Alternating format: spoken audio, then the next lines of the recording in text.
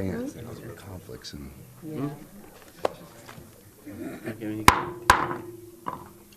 Good morning, everyone. Let's call this meeting to order. This is a regular City Commission meeting of July 18th, 2022. If I can have everyone please rise, we're going to have our clerk read the invocation.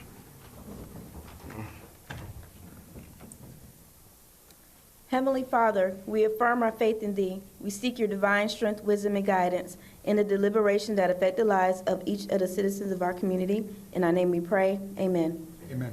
And to lead us in the Pledge of Allegiance, Commissioner Brody. I pledge allegiance To the flag of the United States of America and to the republic for which it stands, one nation, under God, indivisible, with liberty and justice for all. Excellent. You may be seated.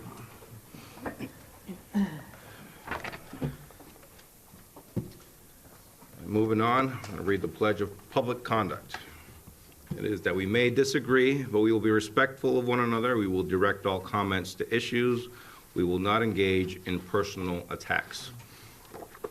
And Commissioners, have you had a chance to review the proposed agenda schedule? Yes. Commissioner Hancock. Yes, Mr. Mayor, I will, I accept all of them with the exception of the Bobby Jones agreement. At several meetings with staff and with the attorney, and have managed to get through the vast majority of my questions, but there still remains a number of items which were unable to be answered without the, I guess, the management company here or the collective staff.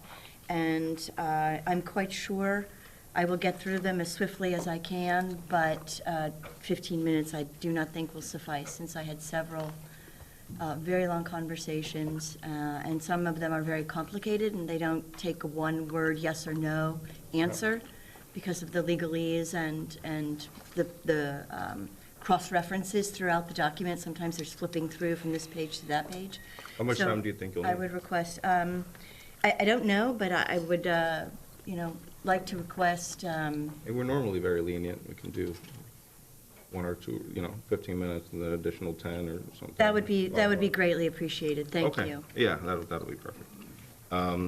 With that said, may I have a motion to approve the proposed agenda schedule? So moved. All right, it's been a motion made by Commissioner Hancock. Is there a second? Second. Seconded by Commissioner Alpert. Let's have a vote. Passes 4-0 unanimously. All right, we have one commission presentation. The next item will be a presentation regarding federal funding and legislative overview. I'm going to call upon Stevie Freeman Montez, our government relations manager, and Mr. Michael Willis, the president of the Color 9 Group, to make the presentation. And you'll have to reintroduce yourselves. I'll begin. Mayor, Commissioners, for the record again, Stevie Freeman Montez, Governmental Relations Manager. I am so thankful to have Mr. Willis here to present. He has been such a help for advocacy on the federal level, especially with all the infrastructure and other funding that has come out over the last year. So I'm going to pass it over to him. I know he has a short presentation, and if you could introduce yourself and dive right in. Thank you, Stevie. Michael Willis, President of the Color 9 Group. It's been a privilege to represent the city for a number of years now. It's thankful for the opportunity to be here with you. It's always nice to get out of D.C. As Commissioner Hagan-Brody knows, he was there for a couple of days recently and helped talk about the city's priorities in D.C., and I'm sure you were grateful to be out as soon as you could. So, thank you. We've had a great and productive year this last year. A lot of great projects. City of Sarasota Wetlands Restoration Project was funded, as you know, in the FY22 appropriations bills. Those were funded, or requested, I guess, in April of last year. And just to give you kind of an idea how the federal timing works on funding, that funding was just released to the city to be able to actually draw down on just in the last week. So it takes a little time to get that money in the works, but that was finally released this last week. Also, the Bay Park Conservancy Environmental Restoration Project received $2 million, and so those funds will also be available now. Oops, change the slide for you here. Very good. And so this last year, almost $4.6 million was made available to the city through the federal government, through the appropriations process. And we're continuing to look at other opportunities. This is just, again, through appropriations. As you may remember, Congress eliminated appropriations about 10 years ago. And so there have not been direct funding of projects for about 10 years other than the federal grant process. And last year, they reopened that. And the city was the first city in this congressional district to receive 2 projects in the same time. Everyone else received 1 or less. And so that was a credit to the types of projects that were submitted on behalf of the city and to the work that all the staff did to make those projects feasible and funded. For this coming year, there's been a couple of new opportunities that have arisen, one being the infrastructure bill that I know a number of you have heard about, the billions of dollars in new funding for transportation and infrastructure projects. 25 new grant programs were made available through this bill, and those began accepting applications for funding just here in the last few months. And we've been, as those are announced, we roll those out to the city staff, and we look at projects that those match well with, and then we have discussions with the agencies and your congressional delegation on support for those projects so that we can see if we can get those funded in the next coming time period. Most of those will probably be funded sometime in the fall, maybe the winter of this year, and some of those could roll into the spring if they're funded. On the appropriations side this year, we did have the City of Sarasota Police Department Technologies Upgrade Project was funded in the House Appropriations Bill for $300,000. It's passed committee. Now we're waiting for a House vote, which should happen sometime in the next 2 to 3 weeks. If it doesn't happen in that time period, it'll roll over till after the election, because just kind of the budget process during an election year tends to roll over later. And so that's where we are for right now. Other funding opportunities that lay out there are different grants that are still coming out as the year rolls on. Many of those will start to taper off sometime, probably mid-August. And at that time, they'll start announcing funding awards. So anything the city has applied for this spring and this summer, we should know something in the fall of this year of whether or not those are funded. So again, thank you for this kind of where we are with the appropriations and funding cycles for this year. If there's any questions or you guys would like to talk about that deeper, we can do that as well. If you wouldn't mind, Mayor, I also wanted to mention Miss Amy Jones, who is in the audience here. She's our new grant coordinator. I think many of you have met her already, and she has worked closely with Mr. Willis already, and we're trying to be very strategic about all these new grant programs that are coming out, and she's been a great asset to help us get organized when I wanted to call her out as a new staff person working on this as well. Okay. Questions? Commissioner Brody. Thank you, Mr. Mayor, and thank you for being down here, filling us in, and more so for the work you do in D.C. I was up there recently and saw firsthand the, I think, really unique relationships you have with the lawmakers and their staff, your working knowledge of D.C., and even just geographically how to get around quickly, which can be half the battle. But I just wanted to publicly thank you for your work in helping us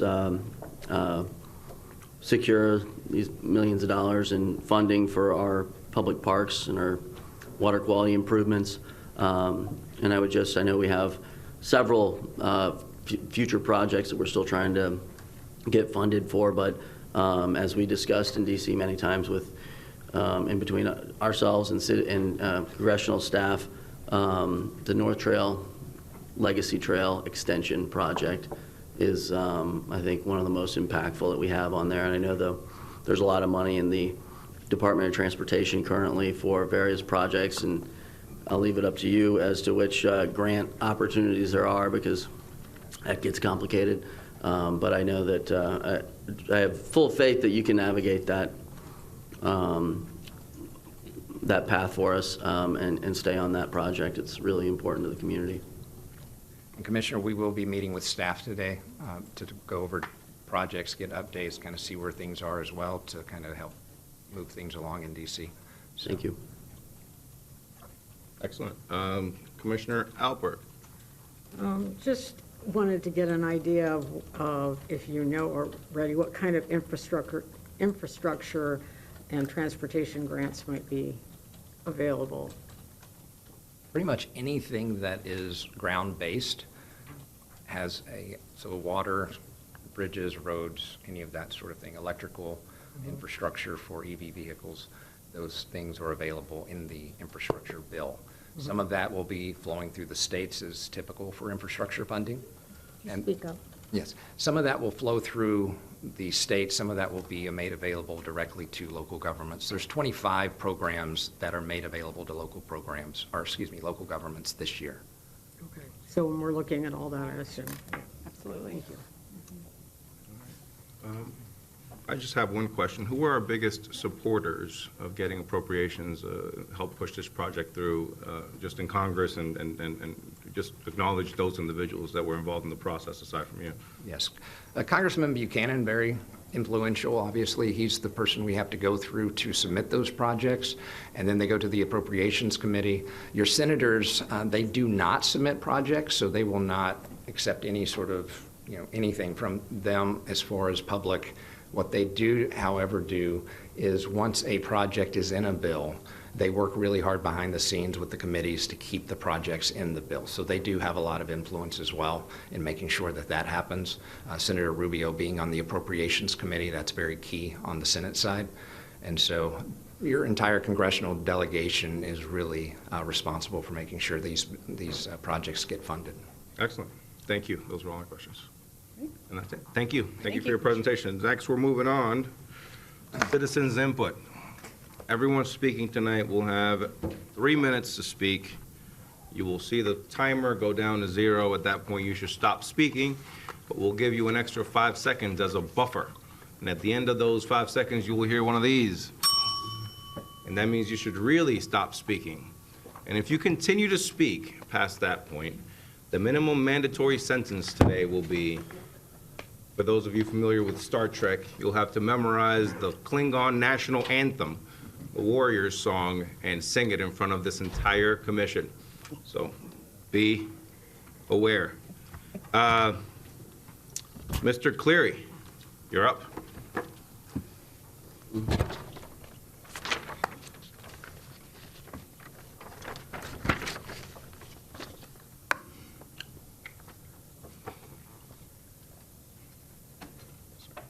Mr. Mayor, Mr. Vice Mayor, Commissioners, Ms. Griggs, Mr. Fournier, and Mr. Brown, thank you very much.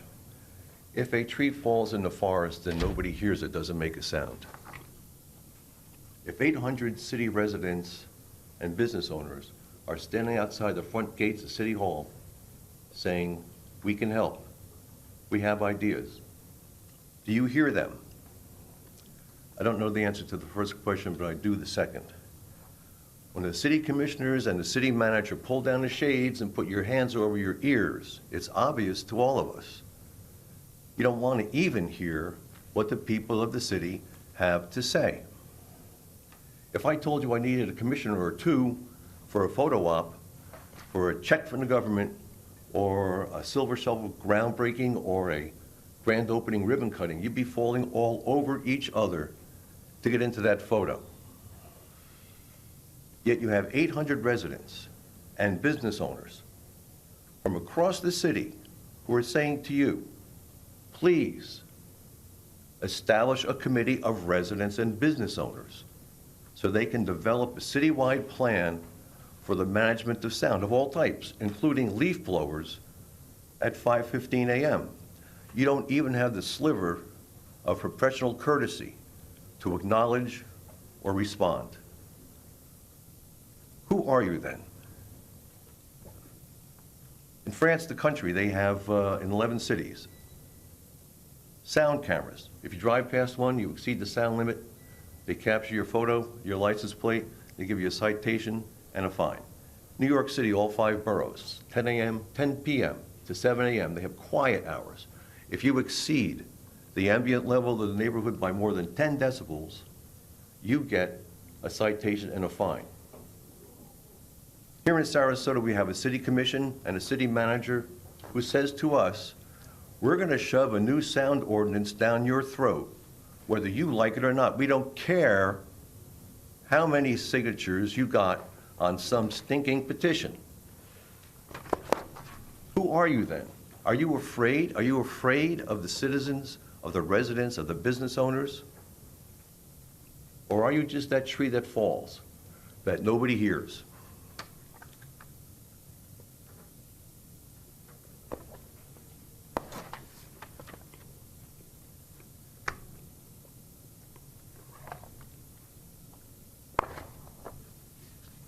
Your time? Yes. Thank you, sir. Thank you very much. We have no further public comment. No, sir. Okay, and we have no approval of minutes. Time around. So the next item will be 5.1, Parks, Rec, and Environmental Protection Advisory Board. And they're going to give us a report and recommendation. So I'm going to call upon our Parks, Recreation, and Environmental Protection Board Chair, Ms. Mary First, to make a presentation.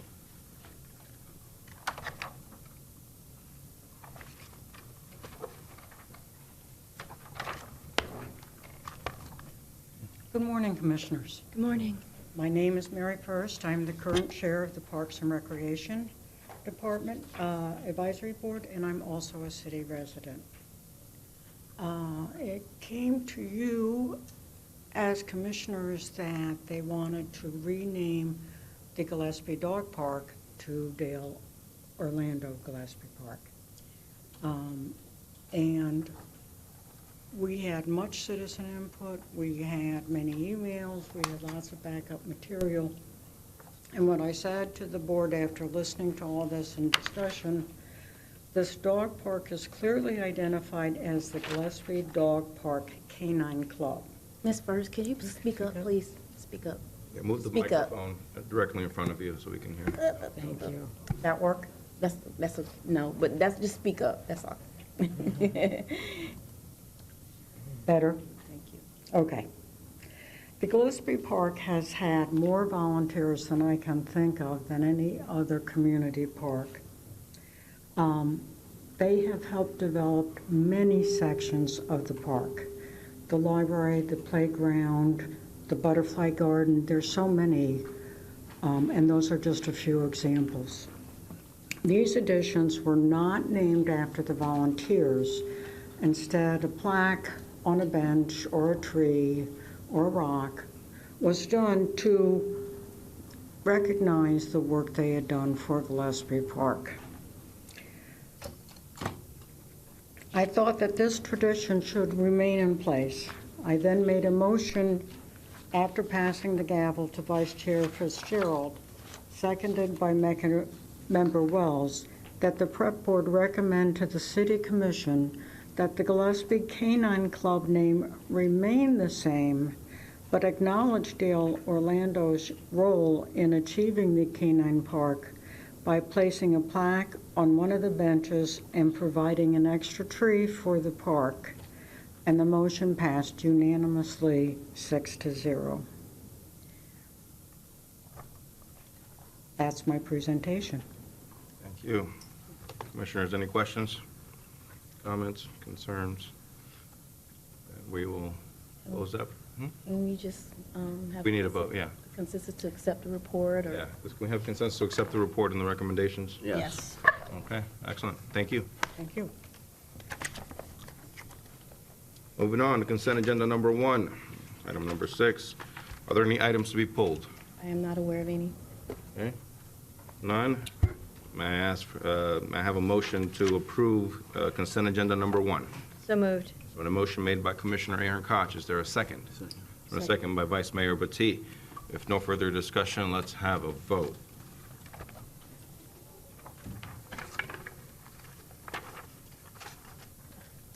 Commissioners, is that your vote? Yes. Yes. Commissioner Brody, you have not voted yet. That's okay, it's too late now. Voted yes. Passes unanimously. Moving on to consent agenda number 2. Are there any items to be pulled from consent agenda number 2? I am not aware of any. Okay. Ms. Griggs, can you read the titles? Yes. Please. There are quite a few, so please be patient. It's okay. Thank you. I'll take a water break. Okay. Resolution number 22R3104, a resolution of the City Commission of the City of Sarasota, Florida, calling for the first municipal election to be held on Tuesday, August 23rd, 2022, and the general municipal election to be held on Tuesday, November 8th, 2022, for the purpose of electing 2 at-large city commissioners for a term of 4 years, setting forth the location of the polling places, authorizing the mayor to appoint the clerks, inspectors, and officers for the election, providing for reading of this resolution by title only, and providing for an effective date. Resolution number 22R3110, a resolution of the City Commission of the City of Sarasota, Florida, amending the budget for the fiscal year beginning October 1, 2021, by providing for supplemental appropriations in the amounts identified in Exhibit A, providing for severability if any of the parts hereof are declared invalid, providing for reading by title only, and providing an effective date. Resolution number 22R3111, a resolution of the City Commission of the City of Sarasota, Florida, amending the budget for the fiscal year beginning October 1, 2021, by providing for supplemental appropriations in the amounts identified in Exhibit A, providing for severability if any of the parts hereof are declared invalid, providing for reading by title only, and providing an effective date. Ordinance number 22-5416, an ordinance of the City of Sarasota, Florida, calling a referendum of the qualified electors of the city for the purpose of determining whether the city charter shall be amended to allow city commissioners' annual salary to be increased up to the full salary authorized by the Florida statutes for county commissioners of a county in the same population group category as the City of Sarasota, stating the referendum question entitled, stating the text of the proposed charter amendment, stating the date on which the referendum will be held, providing an effective date for the charter amendment, if approved, providing for the reading of this ordinance by title only, and providing for an effective date. Ordinance number 22-5417, an ordinance of the City of Sarasota, Florida, calling a referendum of the qualified electors of the city for the purpose of determining whether the city charter shall be amended to allow the option to purchase insurance on an annual basis that would provide equivalent or greater coverage than the surety bonds currently required to be given by the city manager, city auditor and clerk, city attorney if hired as a permanent city employee, and director of financial services to secure the faithful performance of their duties, stating the referendum question entitled, stating the text of the proposed charter amendment, stating the date on which the referendum will be held, providing an effective date for the charter amendment, if approved, providing for the reading of this ordinance by title only, and providing for an effective date. Ordinance number 22-5419, an ordinance of the City of Sarasota, Florida, calling a referendum of the qualified electors of the city for the purpose of determining whether the city charter shall be amended to clarify that only the City Commission has the authority to change the municipal boundaries in the manner prescribed by the law, to allow for digital posting of ordinances and resolutions at the City Hall in place of posting on a bulletin board, to remove requirement that ordinances be kept in the book as a permanent record in light of advances in digital record keeping, to update the powers and duties of the city auditor and clerk, including the audit function as more fully stated herein, stating the referendum question entitled, stating the text of the proposed charter amendment, stating the date on which the referendum will be held, providing an effective date for the charter amendment, if approved, providing for the reading of this ordinance by title only, and providing for an effective date. Ordinance number 22-5420, an ordinance of the City of Sarasota, Florida, amending the comprehensive plan of the City of Sarasota, the Sarasota City Plan 2030, to, as required Florida statute, add a new property rights chapter to the Sarasota City Plan 2030, repealing ordinances in conflict, providing for severability of the parts hereof, providing for reading by title only, and providing for an effective date. Ordinance number 22-5421, an ordinance of the City of Sarasota, Florida, amending the comprehensive plan of the City of Sarasota, the Sarasota City Plan 2030, future land use chapter, to clarify that accessory dwelling units are to be considered secondary uses in the identified residential land use classifications, repealing ordinances in conflict, providing for severability of the parts hereof, providing for reading by title only, and providing for an effective date. And that's all, Mayor. All right. Thank you. Commissioners, having heard all that, may I have a motion to approve consent agenda number 2? Moved. A motion made by Commissioner Ahern Koch. Is there a second? And a second by Vice Mayor Battie. Let's have a roll call vote on this one. Ms. Griggs? Aaron Koch. Yes. Alpert. Yes. Arroyo. Yes. Battie. Yes. Brody. No. Can you all please? Passes. Okay, that's okay. Passes 4-1. That's fine. Thank you. All right. Moving on to board appointments. Number 8, we have, first one, appointment regarding the Disability Advisory Board. STAR program member, we have 1 applicant and 1 position vacant. Ms. Griggs, did you want to give a presentation on this? No, you just pretty much stated it.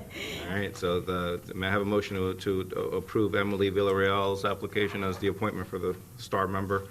So moved. Okay, it's been a motion made by Commissioner Alpert. Is there a second? Second. Seconded by Vice Mayor Battie. Let's have a vote. Do we need to vote on this? No, I'll take Okay, consensus. we can all do this by consensus, good, all right. Then we have one for the General Employee Pensions Fund Board of Trustees. There is 1 vacancy, and there is 1 application for reappointment for Robert Reardon. And, I will say he has been a great trustee and hope the commission considers reappointment. okay, would the commission like to adopt that by consensus? Yes. Excellent. Yes. Congratulations, Mr. Reardon. Moving on to the Public Arts Committee, we have 1 vacancy and 1 application for reappointment from Josh Botzenhart.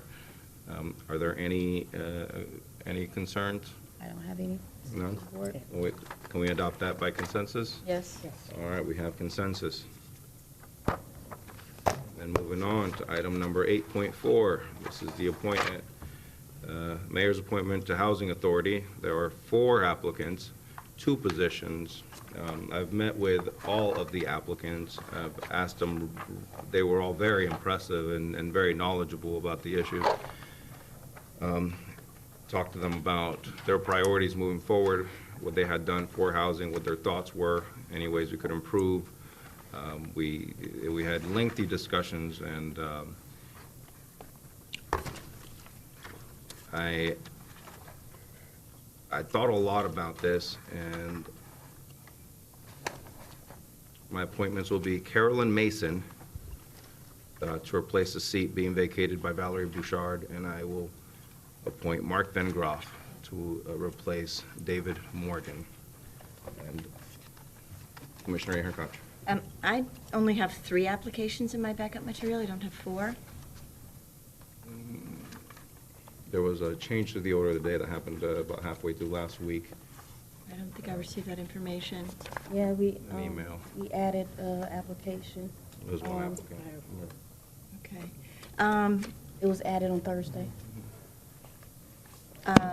I would advocate that you reconsider. I have, as the city's liaison to the Sarasota Housing Authority, I sit on almost all of their meetings, and Ms. Bouchard is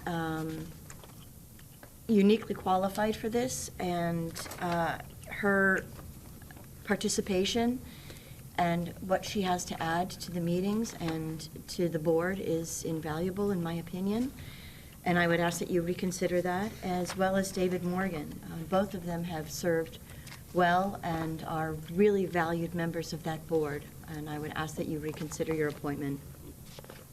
And I understand exactly the position that you're coming from, because I asked a lot of questions regarding these appointments, and they are both invaluable, actually, to this community. And Ms. Bouchard was appointed in 2008, and we have not had new blood, new thoughts, new ideas flourishing from that board, aside from her. And she has some great ideas, and she will continue to be involved. She actually is involved in many other boards, and the city has been, at least. She shows up to a lot of events. I felt that since that time, since 2008, Carolyn Mason has been has been applying every single round to be appointed to this board, and I don't believe we're a commission that, makes lifetime appointments. There should be an opportunity for every member of this community to have the benefits and enjoyment of serving their community on a board such as this one. And it was a very tough decision. I do agree, but I believe that, and Mr. Morgan also, he's very uniquely qualified. He's amazing. And original appointment was 2012, 10 years ago. So one person appointed 12 years ago, 10 years ago, the other one appointed 14 years ago. And so I believe there is a good argument to be made that we might, that let's give someone else an opportunity to serve on this board. And are there any questions? Yes. Commissioner Hancock? And what were the qualifications that you considered for both of your appointments? Well, Carolyn Mason has been an advocate for decades, and she serves on the Harvest House Board. She has worked with the service providers. I've seen her at meetings of people that were displaced from their homes. She was the former mayor and city commissioner of Sarasota in the early 2000s. She shows up to many events where some of the other applicants are at, and she has family members, friends, and knows that system of housing, and she is very, very intimately aware of things happening in ways, opportunities. But also, I know that she's an advocate, and she will be a great board member. Mr. Van Groff's father was Harvey Van Groff, who unfortunately passed away. But he was so great to this community. He provided, thousands of affordable units. He's built them throughout the region. He was a very philanthropic person. They understand this. This is their business. The building of affordable units, affordable housing. They understand the issues intimately more than most. And when it comes to driving policy, I believe that's a very important thing. Well, thank you. And I know Ms. Mason, not only city commissioner and mayor, but also county commissioner, and she's been very involved in the community. I have no disagreement about that at all. And she and Ms. Bouchard both bring a tremendous amount of institutional knowledge about our city with them. And they're both, fabulous candidates and community leaders. I am concerned about Mr. Van Groff's, what you said, is his business, and that potentially being some sort of a conflict in this board. I don't know, but that does raise a little bit of a concern for me. Yeah, well, there isn't. I see where you where that conclusion can be arrived at, but I don't. It shouldn't be a conflict because there's such a dire need for affordable housing that we just don't have enough right now. So it's not like, if he understands the entire business of building and developing policies around different municipalities and regions to address this need. He is uniquely qualified in that sense. And if both are building affordable housing, it's helping fill a very large need in the region. It won't necessarily pit them against each other because we are so in such dire need right now that I'd really like your support in this. I understand it's tough and it was when we have all highly qualified people, and but I believe this is the best way forward to represent the city and the region. Commissioners? Do we need anything else, Ms. Griggs? Well, I think Vice Mayor Oh, Batiste. no, I was just going to speak to, just at a point that Commissioner Aaron Koch pointed out regarding, I guess, conflict of interest is kind of the point that I brought up last meeting in way of, Mr. Russell being on the board as well. And not necessarily I didn't look at it necessarily as a conflict of interest. I just looked at it in terms of, those on the board that that needed a resource, like say a David Morgan or a William Russell, or even a John Thaxton for that matter, who are like authorities on affordable housing, especially in the situation and the crisis that we find ourselves in right now, and the board not necessarily having access to them, those valuable resources because of Sunshine.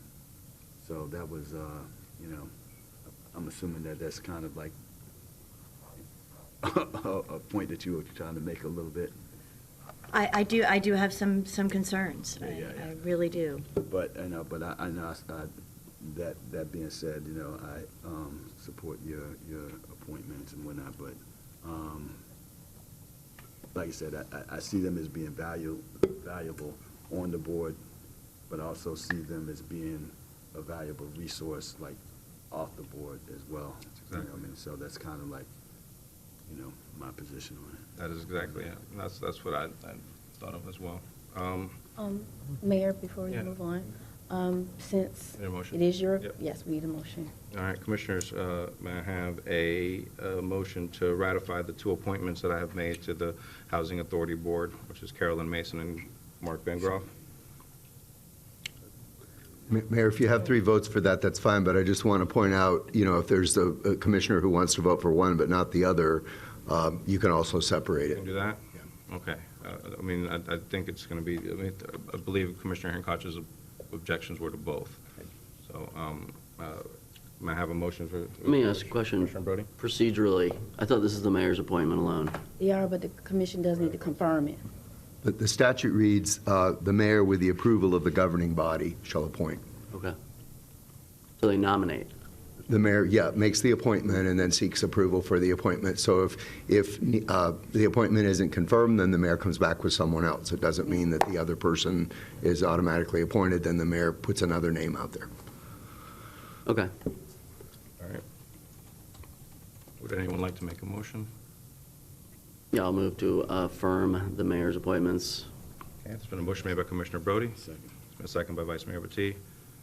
I'd like to just speak to it. Okay. Commissioner, maker of the motion? Just that all the applicants are fantastic. I think they all bring a little something different to the board. I was moved by the mayor's comments that the previous commissioners have been on there for quite some time. I do believe in new blood. I think David Morgan is really a particular loss. He has an extremely broad understanding of the issue and technical understanding of paths forward. However, I was also moved by the comment that he will probably be more effective off the board when he can talk to each commissioner of the board and isn't relegated by Sunshine to be unable to speak to the members of his board. I think Van Groff does bring a different set of skills and experience to the table. He's obviously well-versed in the private sector, the private sector's affordable housing challenges, and I think that experience is something that we don't have on the board currently. And so I think that I wasn't expecting his nomination, but thrilled to see him apply. And of course, Carolyn Mason has done great work in this area for a long time, and the fact that she still wants to be involved, I think we should embrace that as well. Vice Mayor Battie, seconder of the motion? Yeah, you know, I echo those sentiments and, you know, completely concur with that spoken by Commissioner Brody. As well, I like to say that Valerie Brashon, as I call her, Queen Brashon, or what have you, in the community, has been valuable to the Housing Authority. She's brought a great deal of knowledge and personal experience, you know, to the board. I see what it is you're saying, Mayor, in terms of like, you know, change is constant. It's one of the primary constants is in life, and we have to embrace that as well. And I want Ms. Brashon to be a resource as well, you know, as David Morgan or Mr. Russell off the board. That being said, Mark Bancroft, as you said, brings a great deal of experience, based on what it is he does in the private sector, because we have to understand that outside of the housing authority, there's no other affordable housing in this city. There are no other developers that are, coming in the city and developing affordable housing. He's one of them. So, I think maybe Blue Sky does, but Mark Bancroft is one of those developers that we need, to provide affordable housing in the city. So I think he'll be an asset on the board, and I have no problem with your nomination, Mayor. Anyone? I don't see you. I did push. Commissioner Hancock? Yeah, I wanted to say that, I really appreciate everybody's participation and involvement on this board. It's a crucial board to our city and to how we move forward.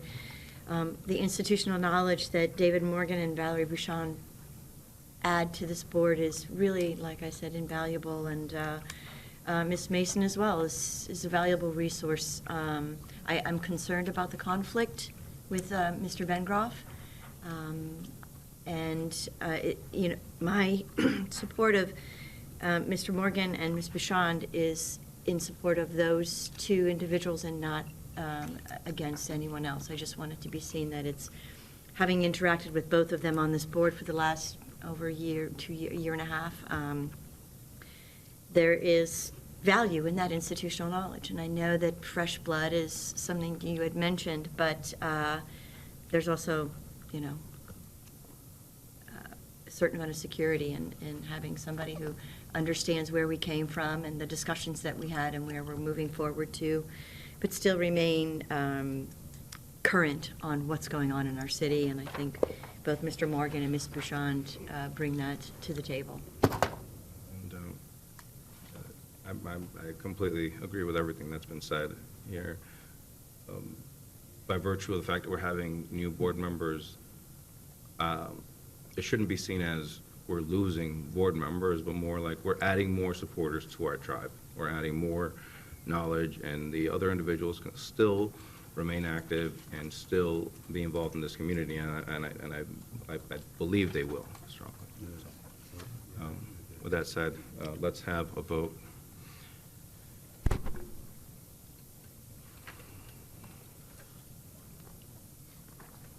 All right, Commissioners, is that your vote? Yes. Passes 4-1.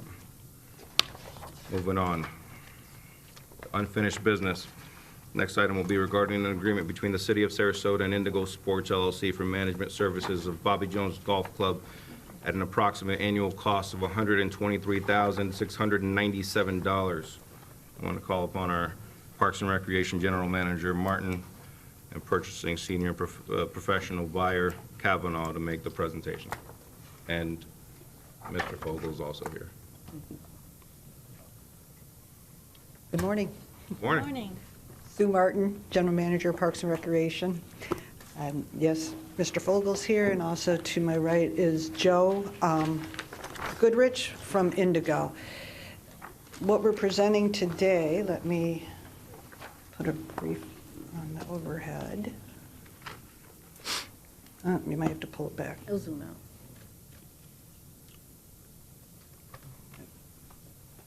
There you go. It might be difficult to read.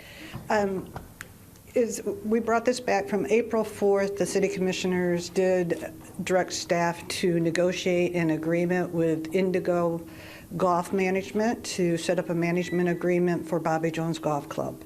And this is coming back in front of you to hopefully approve that agreement. The agreement is broken into two parts because of the fact that we are during the renovation phase right now. If this agreement is approved today, that would go in effect today if it's approved. And the renovation phase is for, once they start putting that grass in the ground, somebody needs to maintain it and fertilize it. And so as the grass is going in the ground, Indigo will be taking over that operation, because once the contractor puts it in, they walk away. So, and once the grass goes in the ground until opening day of the golf course is considered the renovation phase. And they will be charging us $4,000 a month for the services of overseeing that planting of the golf course and the grass. During that time, they will have a person on site every day, and that will probably be the superintendent of the golf course, and he or she will be overseeing the rest of the construction and the putting in of the sod. After opening day, we go into the operating phase, and then that's a $10,000 a month fee for their management of the golf course. But still, and then on top of that, of course, we are still paying for all of the expenses of the golf course, capital and operating expenses. So the $10,000 is for them to manage the golf course. All employees will be Indigo employees. They will be hired by Indigo, but they will be paid out of the city funds or out of the funds from the revenue of the golf course.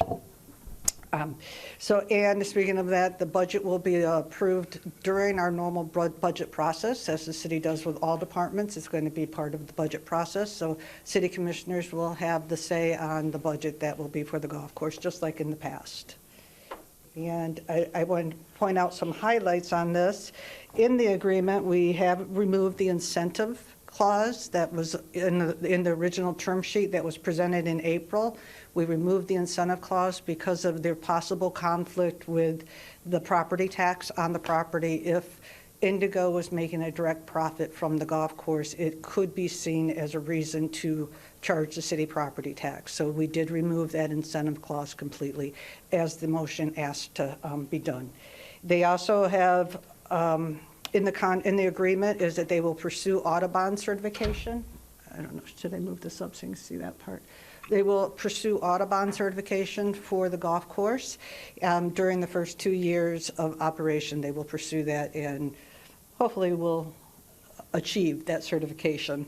And the other is that Indigo, when their maintenance staff will follow all of the city's requirements for fertilizations, any kind of chemicals that are put on the golf course, and that means that no glyphosate will be used at the golf course at any time. And if you have any questions, or like I said, Joe is also here to answer questions from the Indigo side.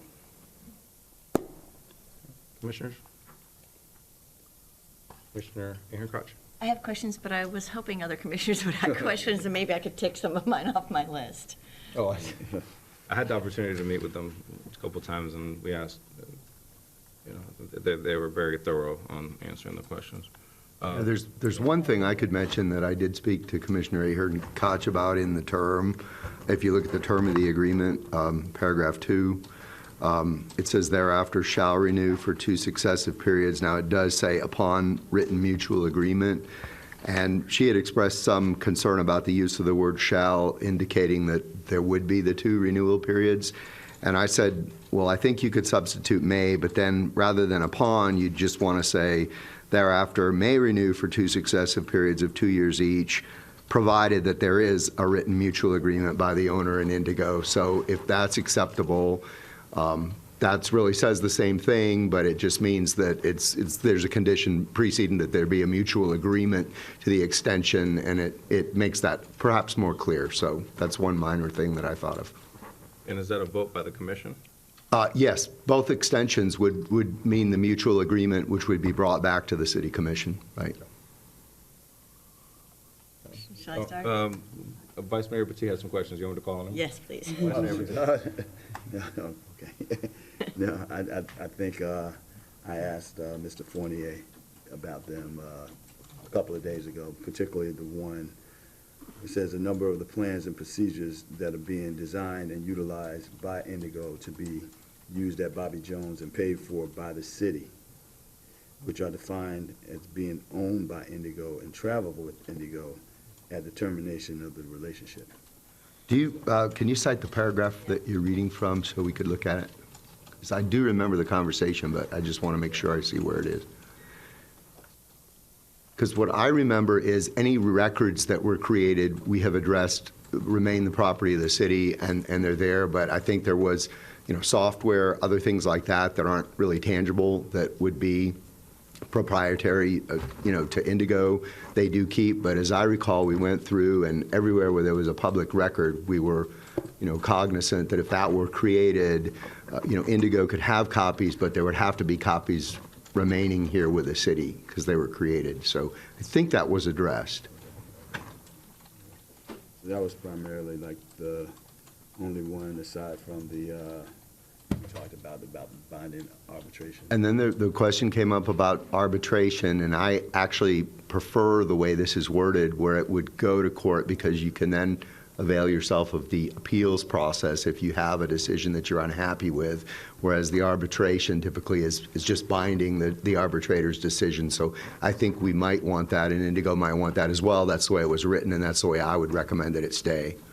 We typically defer to our clients on how they'd prefer it, to be quite honest with you. Yeah, that was just like the two major points of questions I have for you. What was it? Thursday. I have some questions. So these insurance policies, the cost of having these insurance policies, they get passed on to the city? That is correct. Depending on which lines of insurance, that is correct. Yeah. And it's up to you. Ownership. I just hope there's a little element of reasonableness when it comes to picking these insurance policies, because I was looking at general liability insurance between $1 million, $2 million. You had liquor liability insurance, which we won't need for a while. You had umbrella liability policy. You had pollution insurance policy of $1 million. You had privacy liability insurance. You had workers' comp. You had comprehensive crime insurance. You had employment practices liability insurance. And just wanted to ensure you all that this, I'm looking at pages 37 of 48 and 38 of 48. Just making sure that there's a level of reasonableness there, because we don't need all that, especially not at the beginning. So that just wasn't really a question, more of a statement. You wouldn't have liquor license or liquor insurance unless you were selling alcohol. Exactly, so. And this is kind of just a standard language that we've basically gone out to market and negotiated with over 550 golf courses. So there's a lot of leverage there, there's a lot of economics there. Okay, great. So Excellent. if there's benefit to you, that's what it's there for. Those are all my questions. We don't want to overinsure. Commissioner Hancock? Okay, thank you. My first question is just, I guess, for the city manager. Can you just let me know which departments were involved in overseeing this agreement? Sure. And Commissioner and Mayor and Commissioners, we send that information to all the commission. Obviously, Parks and Rec, IT, Finance, and which was one? And HR, Risk. Okay. Okay. And was this agreement, this was drafted by Indigo and then reviewed and negotiated by our own city departments? Correct. So it was a draft from Indigo that was sent to the city attorney's office and staff, and they reviewed it thoroughly as part of the responses to you. Commissioner, I think the city attorney's office had 4 drafts of this that went back and forth between Indigo and the city. Okay. Okay, so page 5. On the first paragraph on page 5, I guess this is a question for the attorney, I'm not sure who. About 6 lines down, it talks about business interruption.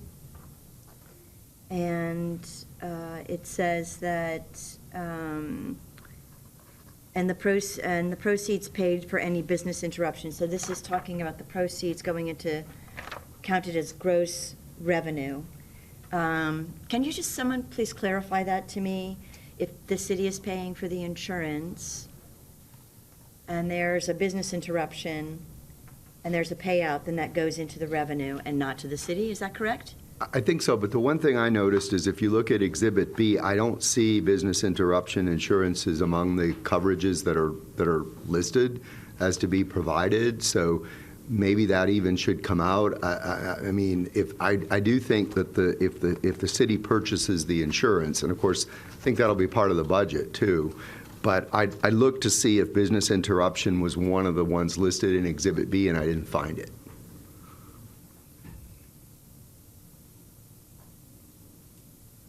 Do I have a response?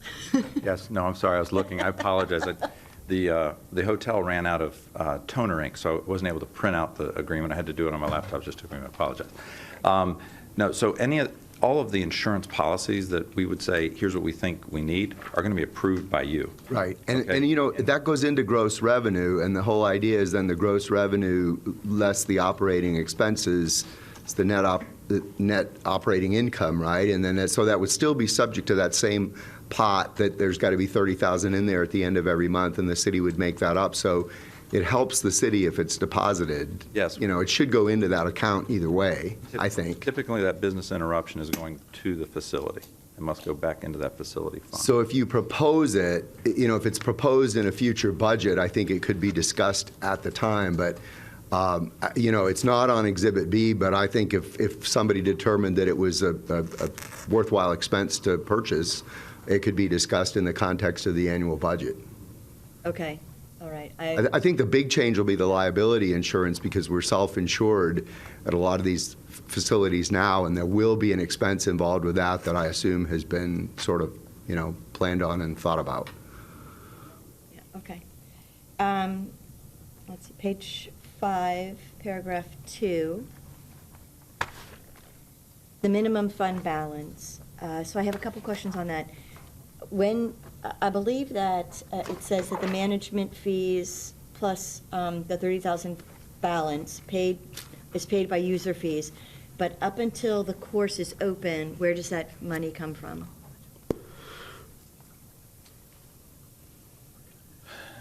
So up until the course is opened, okay, so once the golf course is seeded or sprigged, we're going to have a superintendent on board who's going to have payroll, who's going to be our employee, so we'll need an account to pull those things from.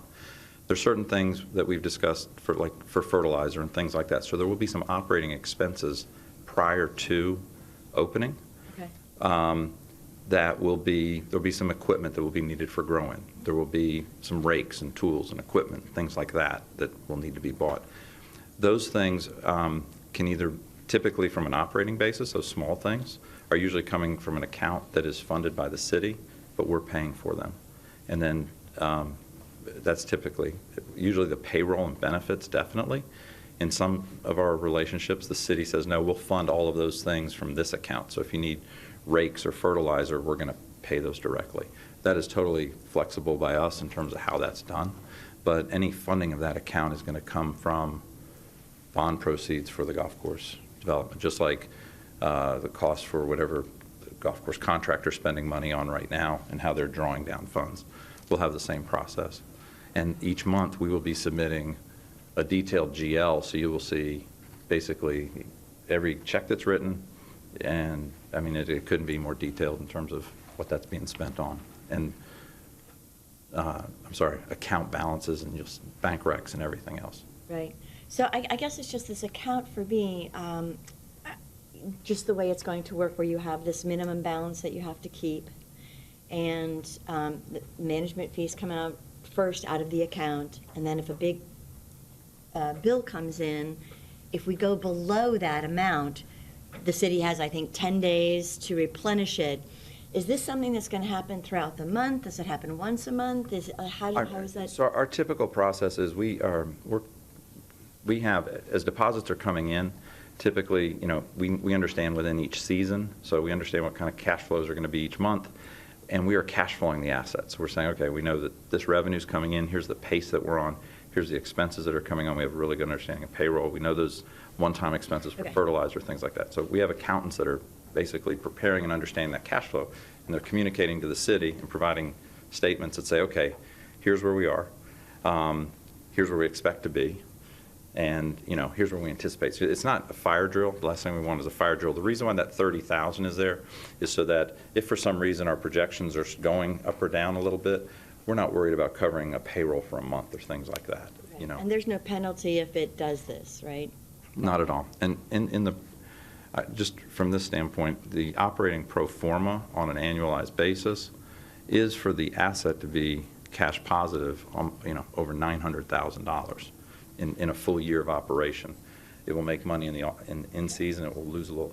Right. So you'll have some of that, and then it's really a question of, okay, we've got extra money after the season. Do you want us to hold on to that and pay for some of these losses, or do you want us to give that back to the city and then fund us on a monthly basis as we need it, as the asset will probably lose a little bit of money through the summer.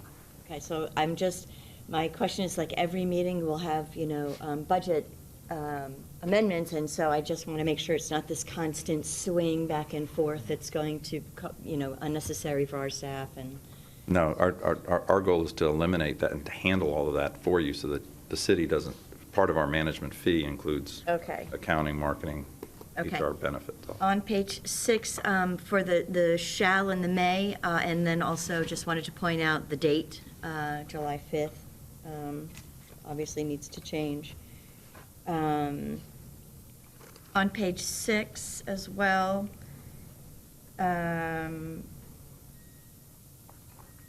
Mr. Fournier, are you comfortable with the term cooperate reasonably?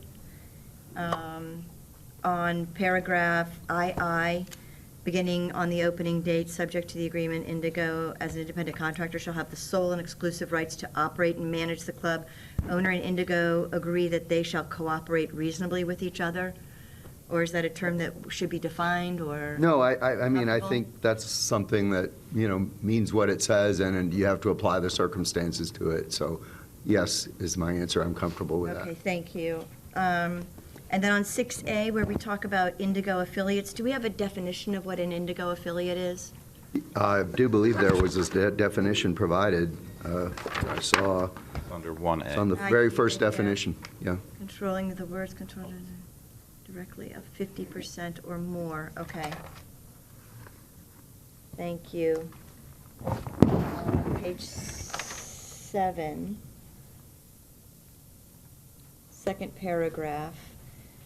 Page 7, second paragraph, owner shall not, without written consent of Indigo, offer employment to hire or employ any individual who is or was an Indigo or Indigo affiliate employee in the position of general manager or superintendent at any time during the 6-month period prior to the proposed offer of employment or hiring by owner. So what does this clause exactly mean? That clause is really just protection for us, where we have a client that wakes up one day and says, thank you very much, this is all going great. Your superintendent, John, is great, and your manager, Mary, is wonderful, and we actually would like to terminate your agreement and just hire them and become our employees, and we're going to operate it ourselves. That's really what it's for. Okay. Mr. Fournier, do you have any concerns with that? No, I mean, I think it imposes a 6 months wait. It doesn't necessarily preclude that as I read it, but there's a 6 months interval, right? Just looking at this, though, there's one minor thing, the paragraph preceding that, I think the last word there, the reimbursement to Indigo by the club should be owner there, because club refers to the place, and it would be owner of the city doing the reimbursement, so that's just a minor thing. Okay. Page 8, first paragraph. 12.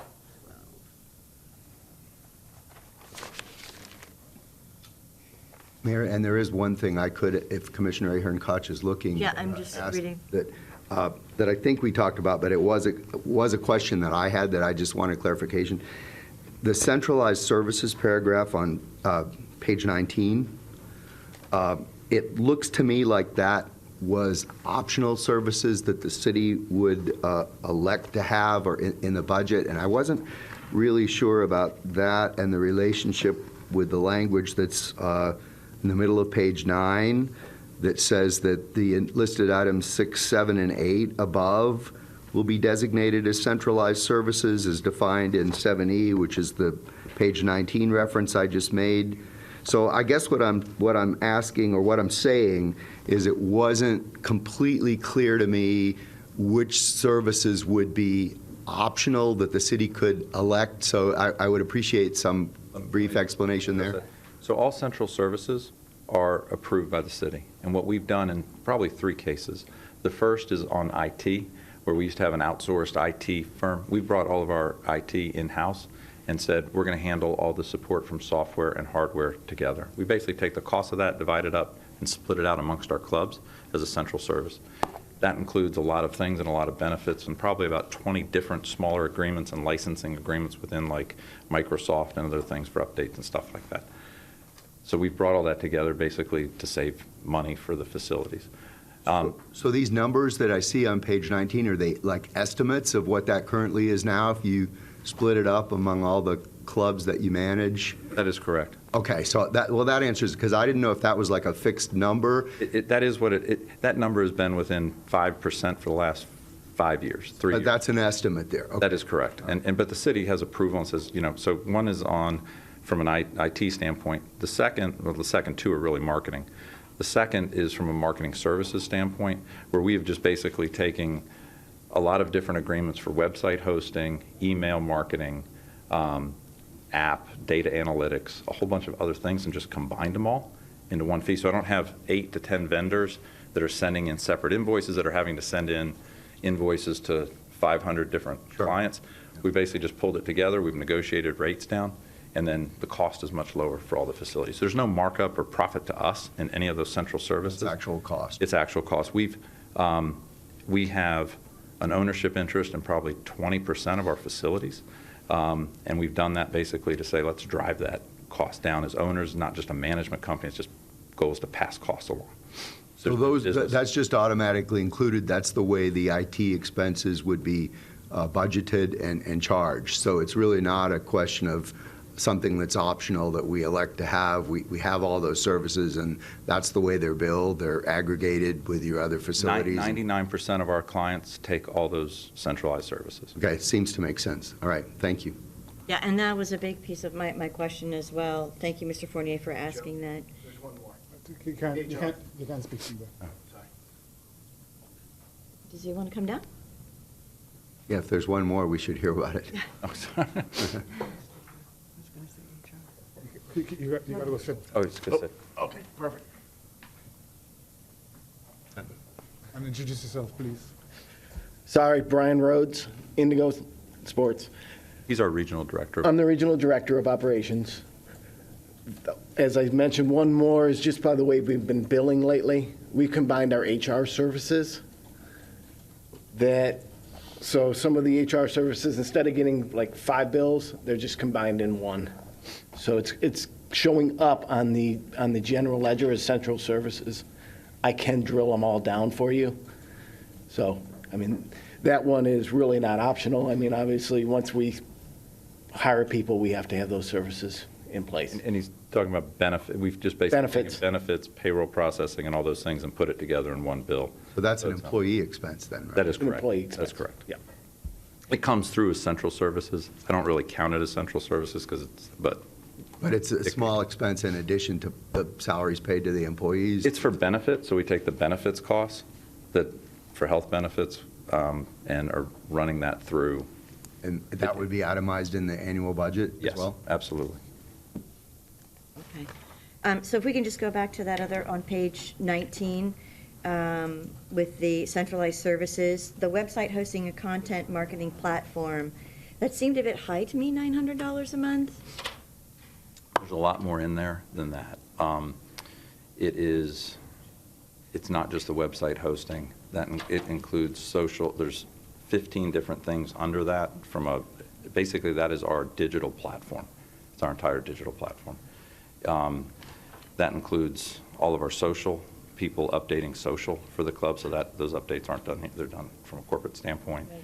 There's analytics in that, and it's web, and I can pull it up for you. I can give you a full breakdown if you'd like. Do you have a dedicated hosting server that you? We do. It's yours, yeah. We do. It just seemed, especially because I imagined that you all are doing this, as for many, many clubs throughout the country, that cost would be much lower. It is. So our typical market, so if you look at our marketing budget's about $34,000. Most of that comes from that, I'll call it digital platform. Once you have that platform, our usage of that is unlimited. So that is all of our outbound email marketing, that's all of our social, that's all of our scheduling, registration, that includes commerce, and ability to sell things on the website. It's everything. The fact that we can offer that for less than $10,000, $12,000 a year, if an individual golf course went to do that, it would be 3-4 times that amount for what that can do. Okay, and the paragraph below, it says, "Costs of centralized services are subject to increase and shall be included in the annual budget and program." Do we have a cost cap? You know, it could be $900 here and then $4,000 the next year. I mean, You would have control over that and approval on that. That amount has not gone up very much. I mean, that amount has stayed pretty constant over the last 3 to 4 or 5 years. There's not big swings in that number. should there be, Mr. Fournier, some sort of language? Is that something we could codify, something that we could have some sort of security that, you know?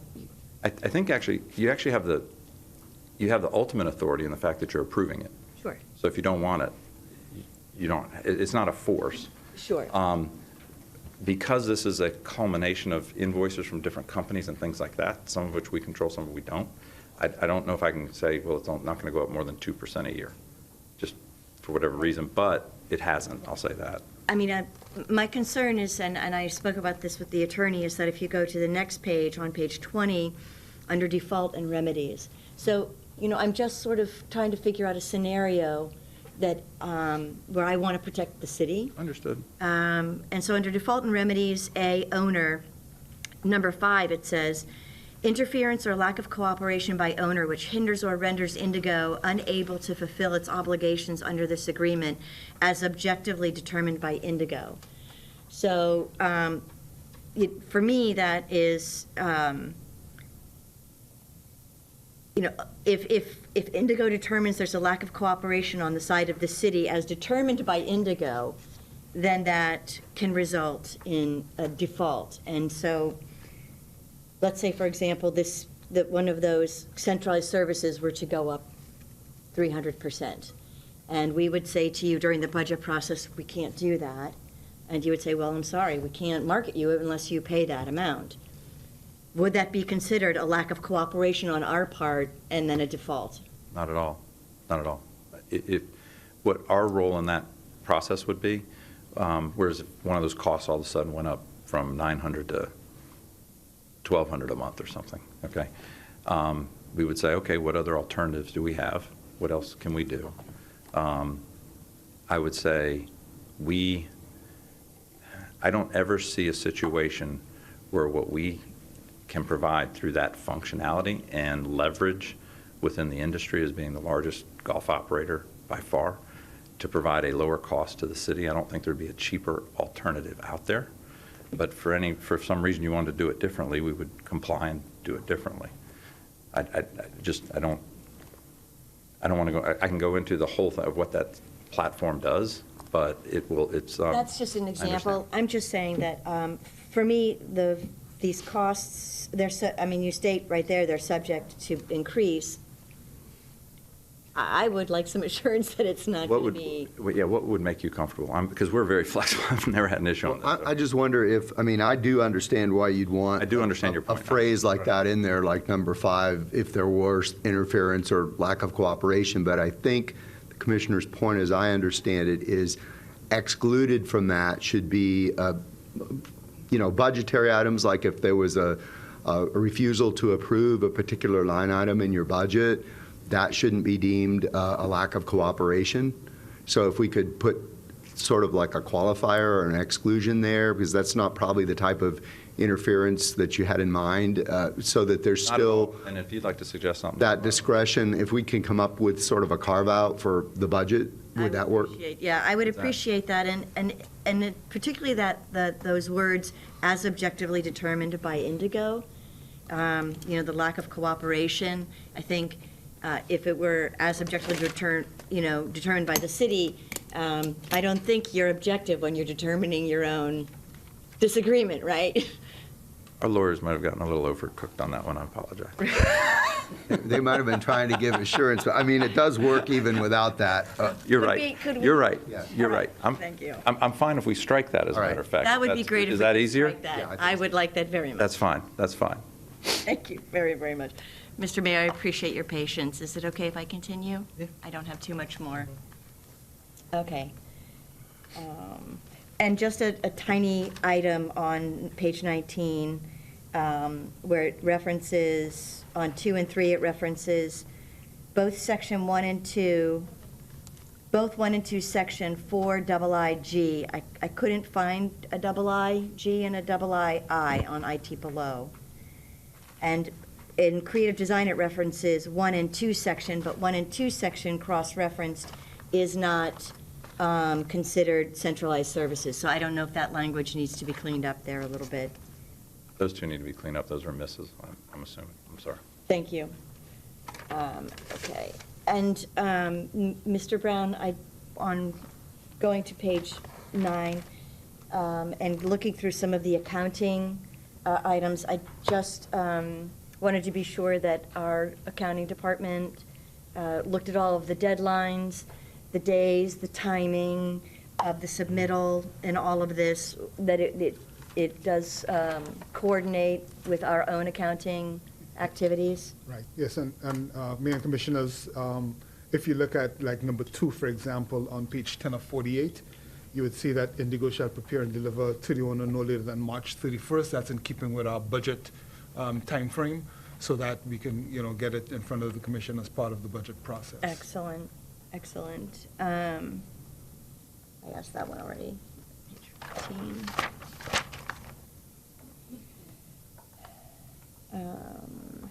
L, on page 15. Indigo shall obtain owner's prior written approval for I, contracts in excess of $10,000, II, contracts in excess of 12 months in duration unless the same can be determined upon 30 days written notice without cost or fee to owner, and III, contracts with affiliates of Indigo. Mr. Fournier, should that be an or? Because if there's a contract that is just over $10,000 but doesn't meet the other 2 criteria, do they have to get owner's approval? For one, you could say for any one of the following Correct. contracts, put it that way. Right, Fine with that. right. Yeah, we're fine, yeah. Yeah, I know and or, but they do mean different things. Understood. No, point well taken. Thank you.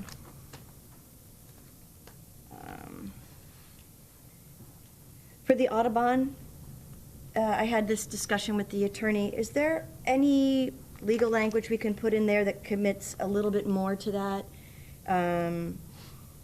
That the certification will be achieved unless there's something outside of the scope that prevents from... I think that they shall pursue certification is all they can do, because the whether it's certified is not dependent on what Indigo does. All they can do is pursue it. So I think my answer is no to that one. Okay. Commissioner Koch, at That's good. 15, then we give an extension of 10. Would you like another additional 5? Just, yes, I'm very close. Okay.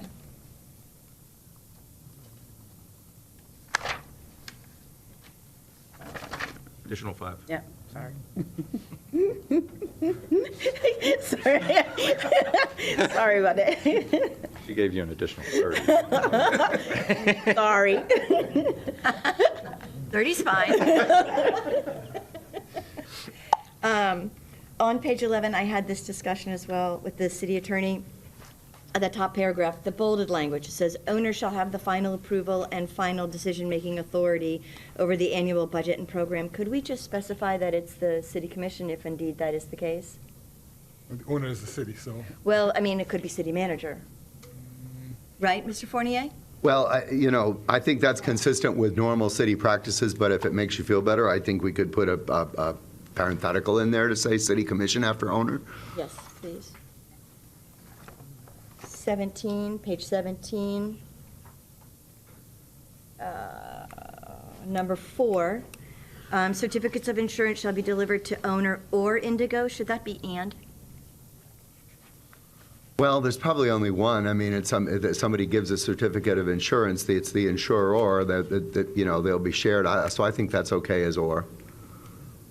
Okay. I mean, the city's an additional named insured. As I understand it, both parties are going to be named in the policy. Okay. I'm going to rush through this. Again, on page 17, there's the date that needs to change, the effective date. 18. I was going to ask about the travel expense again, but that was in the original agreement, so it's been consistent throughout. I asked about that on page 20. 21. I had some questions, Mr. Fournier, about on page 21 with the alleged default language on this page. Let's see, it's page 21, C and D. And it for me, the way I read it, and I could be completely wrong, it just says the written notice, let's see, when either party to this agreement believes that the other party has committed an event of default, it shall give written notice thereof to the defaulting party. Written notice must clearly state that it is notice of default and provide a detailed description of the alleged default. Written notice will not be deemed a proper notice until sufficient detail, clearly and fully informed the defaulting party of the alleged default is provided. The defaulting party shall have 10 calendar days to cure the default. So if it's an alleged default, is that not different than an actual default? Like, are we going, so we could allege them of something and it's not true, and then they only have 10 days to cure it. Well, I mean, I think it needs to be alleged default in this context because it's one party noticing the other of a situation they believe to be a default, but that default hasn't been, formally adjudicated by any third party yet. And actually, I think, the fact that you brought that up is good because when I read about the interference or lack of cooperation by owner being a default, I think when you read it in tandem with this provision, it's better because we'll have a written notice explaining what it is. If there's a feeling that the city is unduly interfering or unnecessarily in a way that hinders Indigo from performing their obligations, they have to spell that out in writing so that we can see what it is and understand it. Okay. As long as you're comfortable with that language. I think, this notice and cure provision I like. I think it's good because it helps resolve differences before they get out of control. Okay, and then on page 24, the proprietary material. Use upon termination or cancellation of this agreement for any reason or under any circumstances, Indigo's proprietary software, computer programs relating to accounting, operations, marketing, and forecasting operations and employee training materials and manuals of Indigo, and the information and processes related to and used by Indigo in the marketing and agronomic plan shall remain the sole property of Indigo. And that's what I think I alluded to before when I said, and you can see that, there's language below that says in the event any of the above are public records, well, then that's different. But, their means and methods, their own internal ways that they do things, their software, that sort of thing, well, that's theirs. But what about But the records generated with it are public records. So the training manuals, the Google Analytics, the email addresses. So that is all part of that digital platform. Okay. That is stuff we've developed and put together. So that is proprietary to us. Through a transition, we'll work with you to make sure that you have other systems in place to handle those types of functions. We're not just going to turn you off. As it relates to like training manuals, yes, because if we're no longer involved, the employees are no longer ours. So those training manuals become ours. We have a training platform that's digital, that each employee has digital access to. They can train on their phone. That would go away because if we were no longer managing the property, those employees would be the employees of someone else and have to go through a different training process and different benefits program and all those other things. But the marketing. Commissioner Koch, can we get to some other commissioners and then we can just Sure. come back to you if you Absolutely. still had any questions. I'm Commissioner Brody, you had a. pretty done. Oh, Almost done. Just a question. Commissioner Brody. Mr. Fournier, so early on, we were talking a lot about the incentive and how we could ensure there was, a desire on your part to optimize the facility and really produce the best result possible for our community. That's been kind of stripped away by legal analysis from our city attorney, who now says that in a private-public partnership, if there's profit sharing by the entity that's managing the property, then the property can be or is subject to property taxes, which would be obviously very impactful to the bottom line for the golf course. Did you have anything further on that, Mr. Fournier, that you wanted to clarify or additional research? And then I'm going to ask just you, that- if other communities that you do this in, how are they dealing with that? That was a relatively new development. If you remember, we talked about it April 4th, and the case that I alluded to had just been decided in March, the previous month, involving the city of Gulf Breeze. And basically that opinion, it was a Florida First District Court of Appeal opinion, said that because they shared in the profits, there was incentivized more profits, the management company made more money, that would subject the course to ad valorem taxation because they didn't consider that met the public purpose test, because a private entity would be sharing in the profits, whereas if you just you hired someone and paid them a fee, you didn't have that problem. So now that's, I think, probably will go up to the Florida Supreme Court. I think they've certified the question. I don't know if the Supreme Court will hear it, but so there could be a decision on that. So we've provided for that and taken out, it's just the flat fee, and there's a provision in there that if it is determined that this arrangement, for whatever reason in the future, makes the course subject to ad valorem taxation, that the city would then have the right within 60 days after being so notified to terminate the agreement on a date that was specified before the end of the term, if the city wanted to. That's at the city's option. And that could then terminate the tax liability if the city took over the management. Commissioner, if I may. And I also sent the agreement to Bill Firth's office. They reviewed it and they made a determination that under the agreement as written today, there'll be no property taxes assessed. Did he opine as to whether if we did an incentive there would be? I did not. We just gave them the agreement without the incentive, and they reviewed it as such. I think ultimately he would, because they'd follow that case. They would have a reason to. You asked, just to give you some perspective, in some states, so in the state of California, In golf Florida, course. if you have any. Well, I'm going to get to that, but in the state of California, if you have a golf course that you're leasing or that there is some economic interest in, you're technically availed to a leasehold interest tax, possessory interest tax. In the state of Florida, we don't have that. This case that you're referring, that was being referred to, that was it was a lease agreement, a very different structure, where it was tenant-landlord relationship with rent being paid, collection.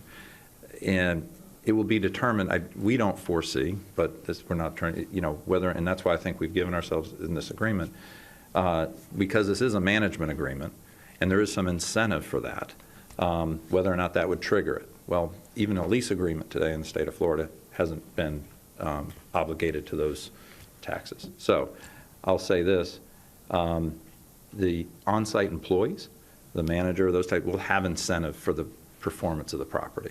They will have some, part of their bonus compensation will be based on the performance of the property. So I don't want you to think that, everybody involved in the project doesn't have some incentive for it to see it to do well. We are open if this council at some future later date would like to say, yeah, we'd like you to have an incentive, and we're comfortable if you have some level of incentive. It matches our bond council's okay with it, we're okay with it, and we'd like to see it. We're wide open to that. So.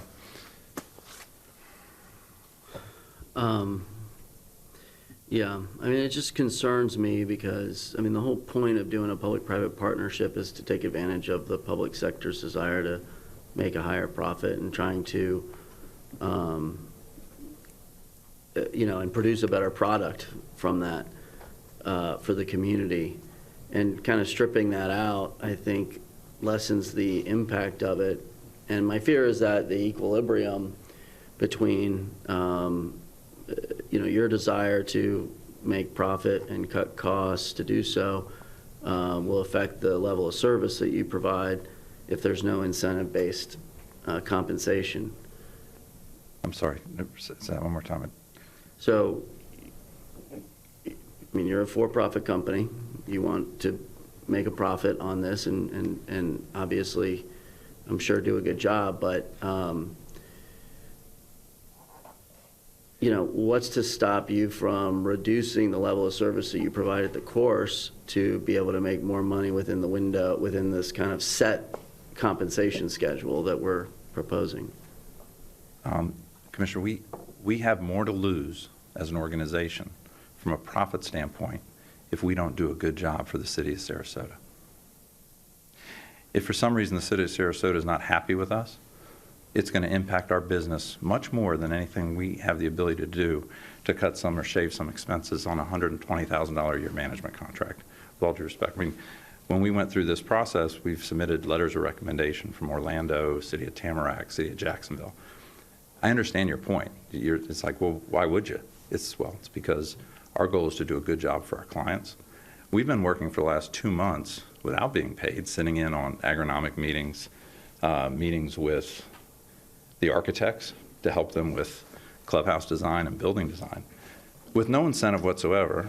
Sue, would you like to comment on how do you think our involvement's been in those meetings to try to save money for the city of Sarasota?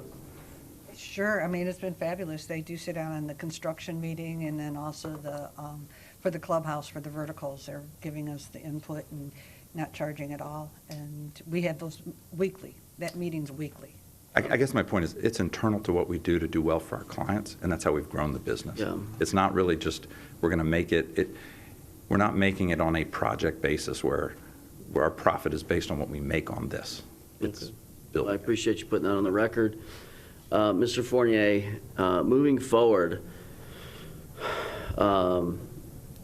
is this something that the courts will solely decide, or are there legislative options that can help kind of us maintain the ability to engage with public-private partners that can still make a profit?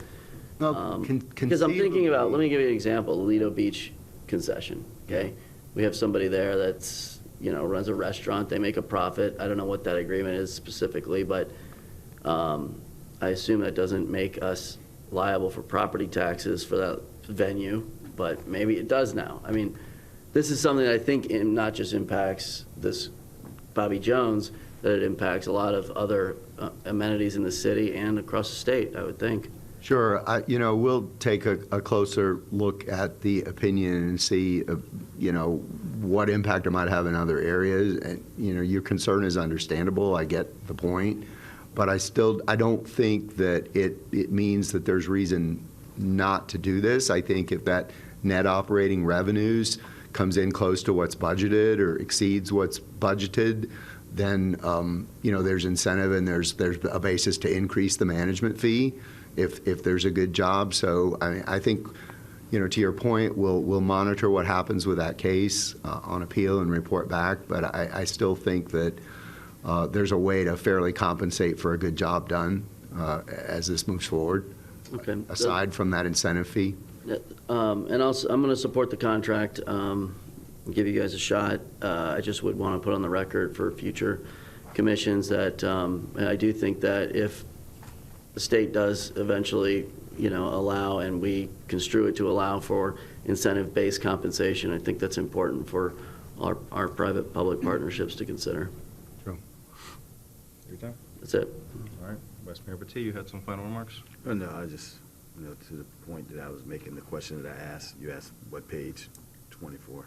24? That was it, you know. That was it? 125. That was it. Commissioner Koch, are you satisfied with the proceedings? Yes, I have one more question. Okay.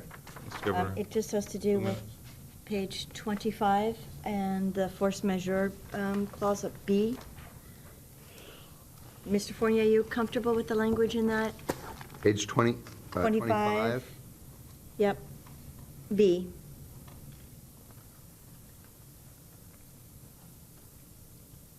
Yeah, I mean, I think obviously that there has to be some out if there's some catastrophic event that, you know, makes the course unable to be operated. So I assume the parties, you know, discuss this in your conversations.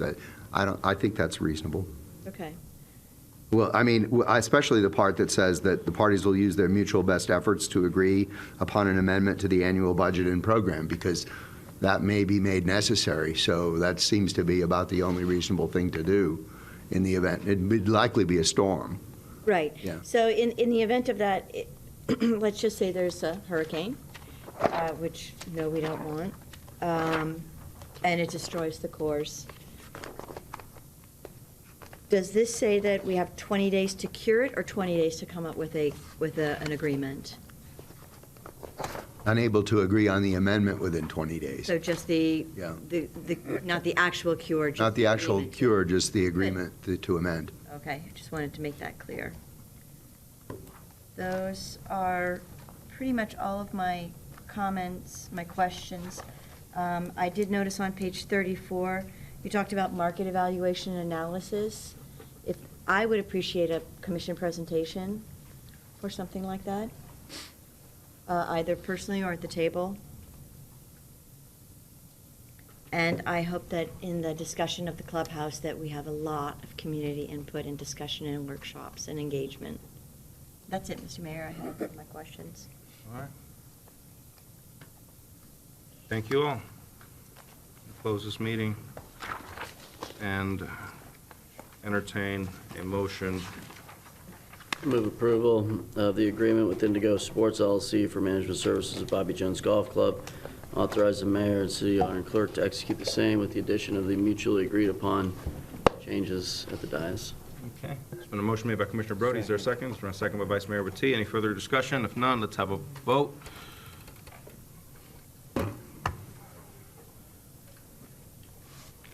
Commissioners, is that your vote? Yes. It's a unanimous vote in favor. Do we need a small break? Yes. All right, let's take a 5-minute break.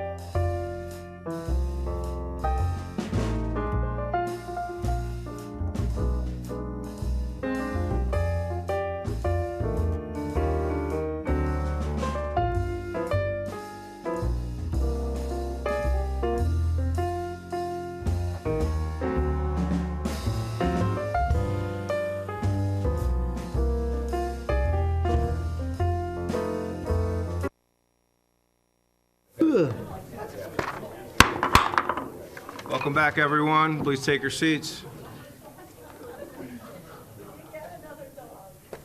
All right, moving on to the next item on the agenda is our legislative public hearings. I'm going to call upon our auditor and clerk to administer the oath. Okay, let everybody get situated. I'm going to ask those who plan to speak, please stand and take the oath. Do you swear or affirm that evidence or factual representations which you are about to give or present to this commission during any public hearing held this 18th day of July 2022 are truthful? Thank you. All right, next item is going to be item 10.1. It's public hearing on proposed ordinance number 22-5418. I'm going to open this public hearing now on proposed ordinance number 22-5418. And I'm going to call upon our auditor and clerk to read the title. Thank you, Mayor. Ordinance number 22-5418, an ordinance of the City of Sarasota, Florida, calling a referendum of the qualified electors of the city for the purpose of determining whether the city charter shall be amended to require any referendum on a proposed charter amendment to be held simultaneously with the general election on the first Tuesday after the first Monday in November of an even-numbered year, stating the referendum question entitled, stating the text of the proposed charter amendment, stating the date on which the referendum will be held, providing an effective date for the charter amendment if approved, providing for reading of this ordinance by title only, and providing for an effective date. Excellent. This item was continued from our last meeting. Yes, it was. And so we can have a full board discussion here. There may have been an impasse at the last one. So what we'll do is we'll have you speak, Mr. Fournier, then we'll have commissioner questions, then we'll have public comment, just in case anybody wanted to state their opinion, and then we'll have another round of commissioner questions, and then we can take a vote. Does that sound good? Perfect. Mr. Fournier, the floor is yours. Yes, and I'll keep my comments brief because, as you noted, we did have, the hearing was open the last time on this, and I think the commissioners are familiar with it. But just to describe what this is about, it would change the, it would require that referenda on proposed amendments to the city charter be held at the general election, which is defined as the elections that occur on the first Tuesday after the first Monday in November of even-numbered years. And I'll just contrast that with what the charter says right now and just explain what the change would be. And I think that's really all I would need to say, is currently in the charter, and as you know, any ballot question that goes on the ballot cannot be placed there unless the City Commission first adopts an ordinance, and the ordinance has to set out the date of the referendum and the ballot language. So right now what the charter says is no referendum can be held on a charter amendment any earlier than 90 days after the effective date of that ordinance. And the purpose of that should be obvious so that you don't quickly put something on the ballot and the election's 2 days away and nobody knows what it's about. So there's a 90-day window that you have to wait, and then it says so no earlier than 90 days, but no later than the date of the next general election. So there's a window of time that a referendum could be scheduled no earlier than 90 days after the ordinance that puts it on the ballot, and no later than the next general election. This would be a change to say that they would all be held at the subsequent general election after the date of the ordinance. It retains the 90-day window so that you would have to have your ordinance to place something on the ballot adopted by August of the even-numbered year that preceded November, 3 months in advance, so the public would have some time to know what the ballot question was about. But that's essentially the change that you're discussing, and this ordinance, if adopted, would not effectuate that change. It would just put the question on the ballot in November of this year for the city voters to decide. Excellent. Commissioners, any questions, comments? No questions. All right. Just for the public, so they're aware of where we were at last time, it was my understanding, and correct me if I'm wrong, if I'm remembering it incorrectly, which happens, Commissioner Koch and Commissioner Albert, you like the current model where the commission gets to set the date, and Commissioner Battie, I believe you and I concurred that we would like for it to be held on a primary or general, and we were waiting on Commissioner Brody to kind of say his stance. Commissioner Albert. Just briefly, yeah, what you stated is correct, but what I want to say is, I don't think it should normally be done at any other time other than at the general election, but I just feel uncomfortable if there's something that really calls for a change to our charter that can't wait 2 years. I just don't want to tie the hands of any future commission concerning that. That's my only comment on that. Other comments? Let's jump on to public comment. You heard my spiel earlier. Just be very, very careful with timing.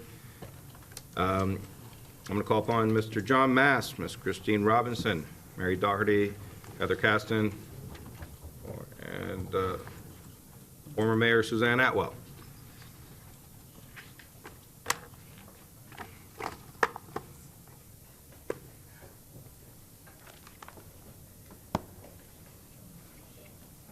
All right, Mr. Mast, the floor is yours.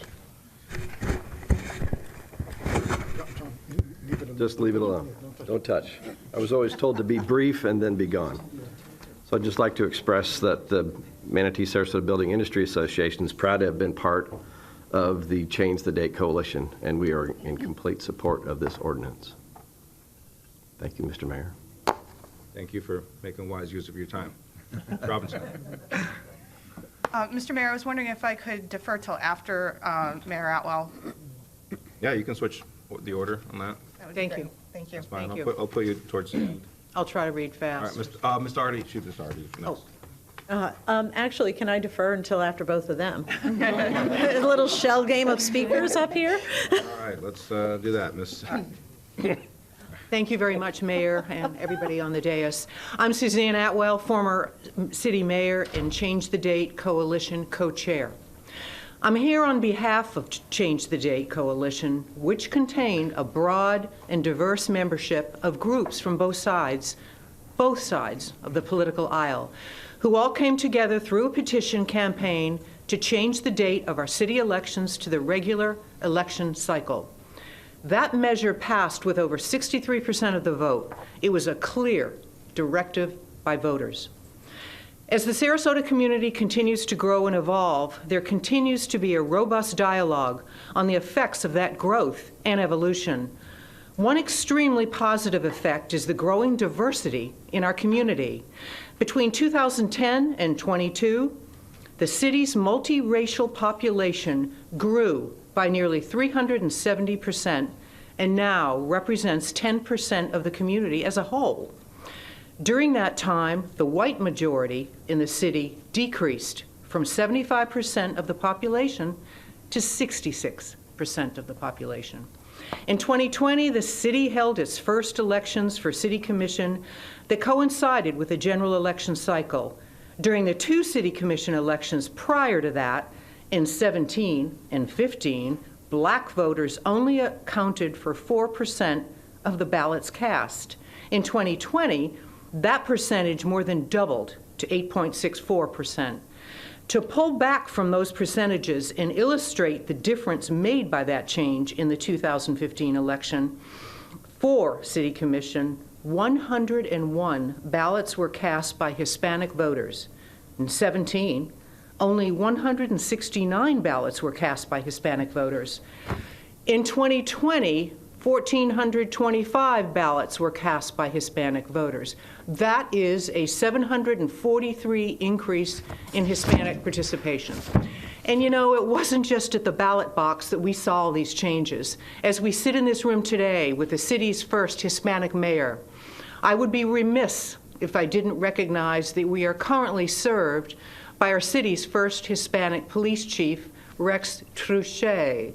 Of course, we are also blessed to have our first black city manager, the inimitable Marlon Brown.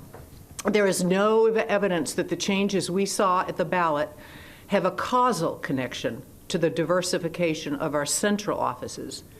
But in connection, they demonstrate that the evolution of this community is in a direction that is rising to the challenge of maximizing diversity inclusion. And as a community, we need to take every opportunity to continue walking in this direction any conscious decision to remain rooted in a past that so obviously limited diversity and inclusion is of questionable merit. If we're going to do that, we owe it to the citizens of this community to clearly outline the trade-off that is more valuable than bringing together a broad representation of all the voices of the city in determining its future. Keeping anything of this magnitude off the general election cycles tells all those broad voices that you would rather move forward without them. That is not the message I want them to hear.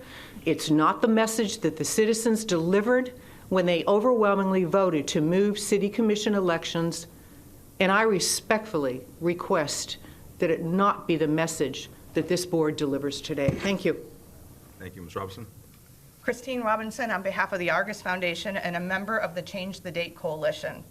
Commissioners, I urge you to place the charter amendment as is on the ballot for the electorate to consider. The city charter is not the commission's charter. It is the citizens' charter, and the voters get to change it. They did change it in 2018 with over 63% of the vote in a November election, changing the date of the city commission elections to a regular election cycle.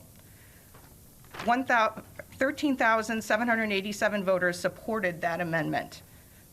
That is over 5,000 more voters than voted in the 2017 election, and over 7,400 more voters than voted in the 2015 elections. As we expected, Change the Date had an enormous impact in the voice of the minority community in the city commission elections. As you heard from Mayor Atwell, the doubling of Black participation and the increase by 743% of the Latino population. We are proud to have been a part of this effort to make sure historically marginalized communities have their voices increased in city commission elections. Now that Change the Date has passed overwhelmingly and we have seen the results, we are asking you to allow voters to make this decision about their charter referendums as well. I listened to your last meeting and wanted to make some points about the issues I heard. First, this question only applies to charter changes, not to general referendums. This does not apply to anything else. City commission vacancies and elections were mentioned in your last meeting, and your charter covers those situations. This charter change does not affect those issues. I also heard the point that you trust future commissions to do the right thing. Respectfully, Change the Date was necessary because the City Commission in the fall of 2017 wouldn't place the issue on the ballot. Changing the date of the city elections was brought forward by Commissioner Brody. That commission, back then, refused to place the question on the ballot of moving the city election dates. As a result of that decision, one of the most diverse movements in this city's history was born, and that group went around the City Commission's decision and, with a time-consuming and costly petition campaign, got the question to the voters on a regular election date. And once asked, the voters overwhelmingly responded with over 63% of the vote to change the date. This commission now gets a chance to do what that commission didn't do and get the question of voting on charter changes only in regular elections on the ballot when minorities are better represented and have a stronger voice. You also get to do so with the benefit of hindsight now. Based upon the vote and the results, not a single argument against Change the Date back in 2018 came to fruition. And every prediction the Change the Date Coalition had about the results came true or exceeded expectations. It was wrong for that commission not to put the question forward to the voters. This amendment protects the electorate against poor decisions. I also heard about the need for your flexibility. Also, respectfully, charter changes do not need flexibility. This is about protecting the voice of the electorate and especially minorities. Charter changes should be deliberate and given to the voters to decide when the most people vote. The changing of your city constitution should always be done in a purposeful and intentional way. The flexibility should never lie at the dais. The dais should be flexible to the electorate's desire, and we know that the electorate has clearly spoken about the timing of their elections. Change the Date collected almost 1,000 more petitions than necessary to place the city election change on the ballot. It passed overwhelmingly and had an incredible effect on participation. The next step is to make sure that the question of charter changes gets to the voters as well. I urge you to place this charter change on the ballot as is and to protect voter participation and minority voices in charter changes. Thank you. Thank you. Mr. Hardy? Good morning. Mary Doherty, Executive Director of the Gulf Coast Builders Exchange, and we are also members of the Change the Date Coalition, I'm glad to say. As has been mentioned by the previous two speakers, the city charter is the citizens' charter. It is the constitution of the city. The driving motivation here should be to involve as many voters as possible. As the statistics show, since Change the Date, voter participation has been maximized. That should continue on these charter changes. You should solicit as much citizen input as possible. You do that in the general election. So we support this charter amendment as stated. Thank you. Excellent. Ms. Caston? Yes, good morning. Heather Caston, President CEO of the Greater Sarasota Chamber of Commerce, representing over 1,200 businesses locally. Back in 2019, the Chamber did take a very active role as well in the coalition for the Change the Date. We feel that this was approved by the voters and should be secured to continue as the voters indicated. The Change the Date Coalition supports the amendment as is, as it will preserve, what we have done to ensure that the most voters and the most diverse population votes on important city issues. Thank you. Thank you. Let's call the next three speakers.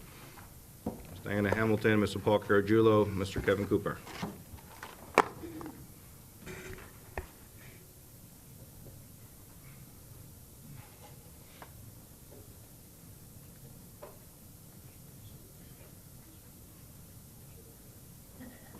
Hamilton, the floor is yours.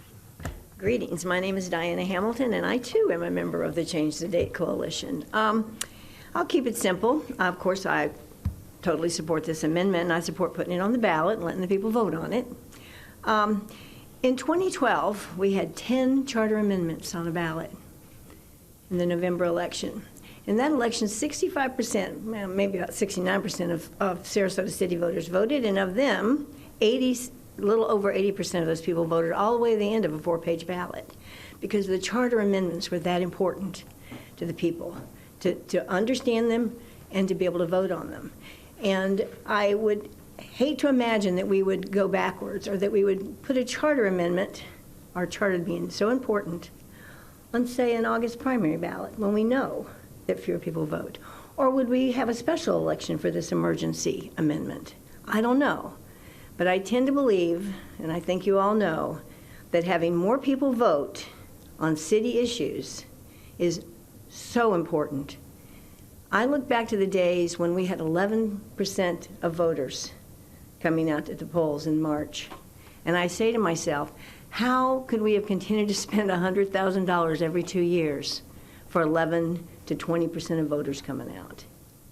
I believe that we've now come to a point where more people who live and vote in the city really have begun to understand what's so important at this table, how important it is who sits at this table, and how incredibly important those amendments are to our charter. Put this on the ballot, let the people vote on it, and move on. Thank you so much. That's, I think, the shortest time I've ever taken to speak. I think you should put that down. All right, thank you so much. I did good. Good morning, Commissioners, Mr. Mayor, Commissioners, Mr. Fournier, Ms. Griggs, Mr. Brown. Nice to see you all today. I'm not going to, Paul Caragiulo for the record, I'm a city resident. I'm not going to go through particularly what Suzanne and Christine and now Diana has just stated on the record, but I will tell you that I am normally a fan of flexibility in things, but rigidity is what is required here, because this is, it's not supposed to be easy to change a charter. And a high threshold of legitimacy that comes with more turnout is very, very important. You might think about it, there are certain things, obviously you have passing an ordinance and you have certain things that require a supermajority, perhaps, and this I would put in the most extreme threshold that requires, the most scrutiny and the most participation, therefore the most legitimacy.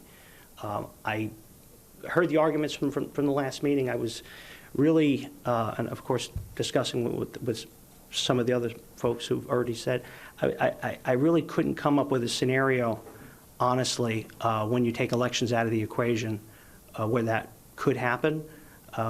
So I think you're doing the right thing by putting this on the ballot. This is an excellent question to ask, and it will fully codify what has already occurred, if that makes any sense. Thank you.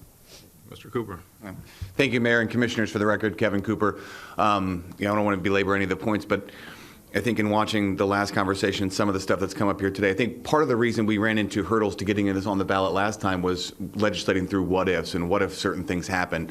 And I think what we saw, a lot of those what ifs after the fact were dismantled pretty handily. I think one of the concerns was, well, what if, we get all this down ballot fall off? People, you're going to put it on a longer ballot and people aren't going to make it there.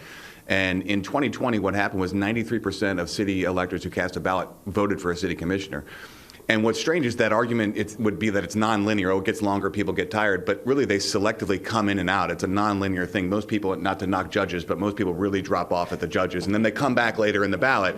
You see it go from like 77% down to like 40%, and then it jumps back up. And so people are making selective decisions about what to do. And I think there was concern last time of, well, what if this makes races more expensive? Then people aren't going to get involved. They're going to be deterred. We had more candidates for the district elections in 2020 than we did in 2015. I know Commissioner Ahearn Koch is running for re-election. Now we have 6 candidates vying for 2 seats. So we haven't seen those issues pan out of the, well, what if kind of scenarios. What if those things happen? And I think most offensive when we were running through that was put to us was, well, you guys are trying to do this so that minorities don't get elected.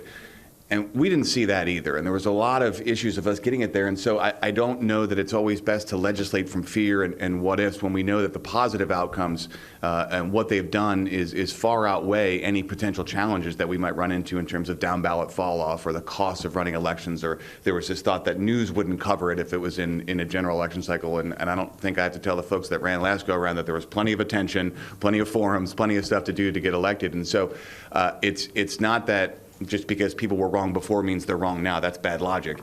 But the logic piece is, there's a lot of what ifs, and we could go through a lot of different scenarios of what might happen. But what we know is that the positive outcomes of ensuring that things fall in the general election cycle far outweigh a lot of these other trade-offs and what ifs that are brought for why not to do it. And so I would certainly encourage doing it. I think we've seen a lot of success for it. And again, all the what ifs and the fears about what could happen did not materialize. And in fact, they were proven quite the opposite. So thank you. Excellent. Thank you. Thank you. Commissioners, any other questions? Going once. Make some comments. Commissioner Brody. Yeah, I propose this amendment because I think it's necessary to the future success of our community. I think change the date is obviously what was talked about most from the public because it was probably the most recent and high-profile change that we've made, and I do agree with much, if not all, of what's been said. When you look at the turnout on the off-cycle elections, they're just extremely pitiful. For those off-cycle elections, whenever the commission decides to put them on the ballot, even in March and May, when it's kind of reoccurring off-cycle elections, you have turnout in the teens. 17 was 19%, 15 was 18%, 13 was 17%, 11 was 14%. And I remember going through this exercise and hearing the comment that, oh, well, some people actually were happy about that. They didn't think that people, they didn't want more people voting in the city elections. And I just thought that was so wrong. Because at the end of the day, we as electeds we represent everybody in the community, but we are only held accountable by the people that show up to the polls. And if we have a demographic at the polls that does not represent the community, that's a problem. I think that the proof is in the pudding, and you see up here today what I consider the most diverse commission in our city's history, both by in multiple different metrics, but I think it's the youngest commission we've ever had. I think it's the most diverse as far as national origin or racial, whatever demographic you want to look at. And that has then created what is the most diverse city administration in our city's history. Those are things to be proud of, and I think the community should be proud of that. The fact of the matter is the idea that you could have a change, any change, future change, past change, repealed or nullified by a tiny percentage of the electorate when that change was put in place by a broad spectrum of the community. It's just not just. It's just wrong. 17% of the electorate should not be able to change what 66, 70% of the electorate did. That's wrong. And everybody up here knows that there are special interests in this community that use that as a tool to make changes that are not supported by the majority or the broad cross sections of our community. And that just can't happen anymore. The politicking, the retooling of our city charter, which I agree is our city constitution, should not be manipulated by the whims of special interest groups. And so I fully support this. I do agree that the charter is our constitution. It should not be easily changed. And I'll give you an example, which comes up every so often. That's form of government. What would this commission's opinion be if a form of government change was done by a tiny portion of the electorate? I think people would be jumping up and down that that's wrong. And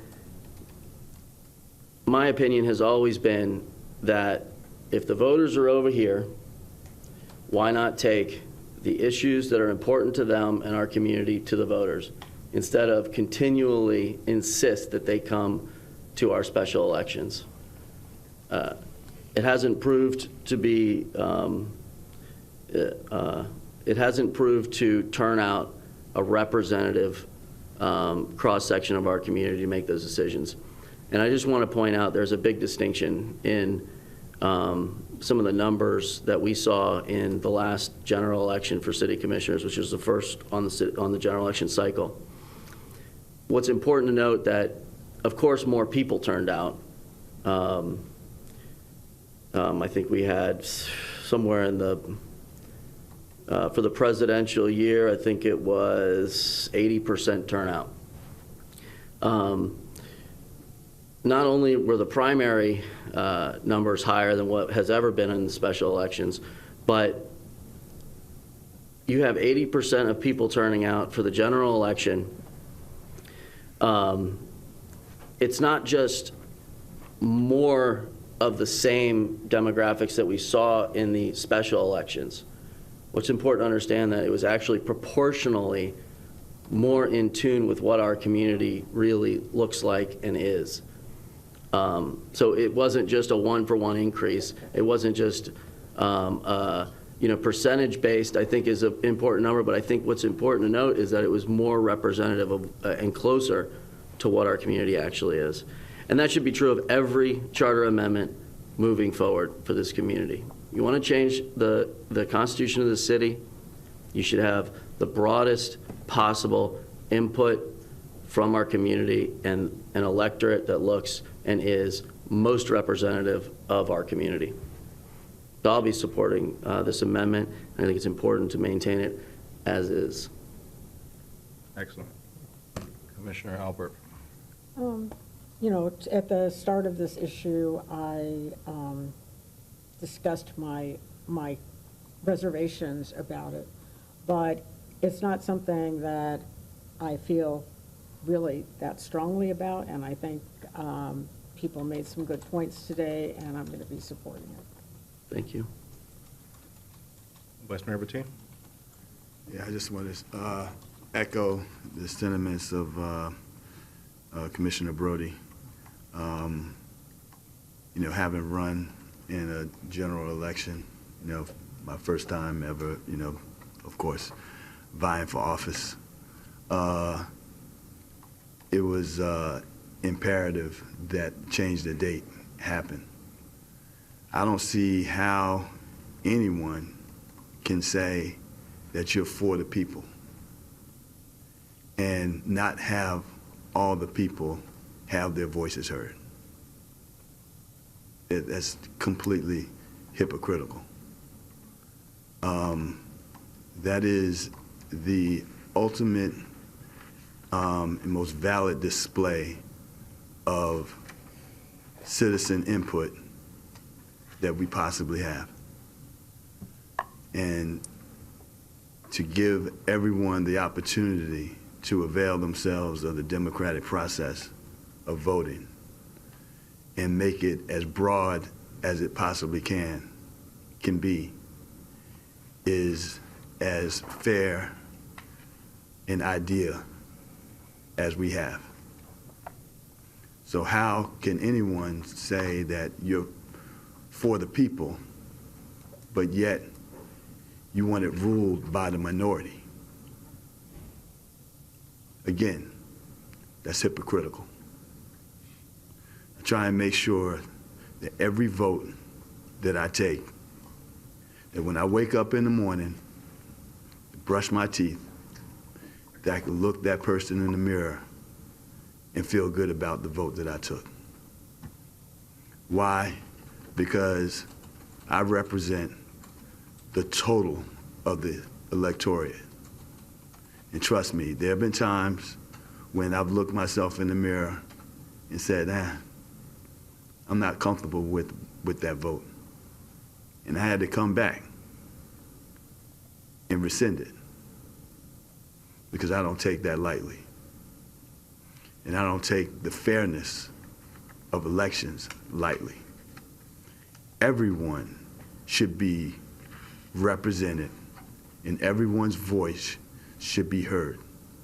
Why would you want the least amount of voter participation in an election, or whether it's to change something on the charter that represents the voice of the people? It's beyond me.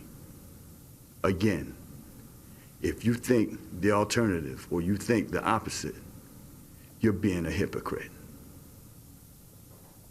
So it's imperative that anything that pertains to the charter and altering the charter in any way or making any type of changes to the charter, as we said, which is a clear representation of the people, should be given to all of the people, not some. So I'll be supporting this. And as I said, we need to be very, very mindful when we make decisions or we think about things that we're doing, that it's not counter to the words that we express, particularly to the people that we are representing.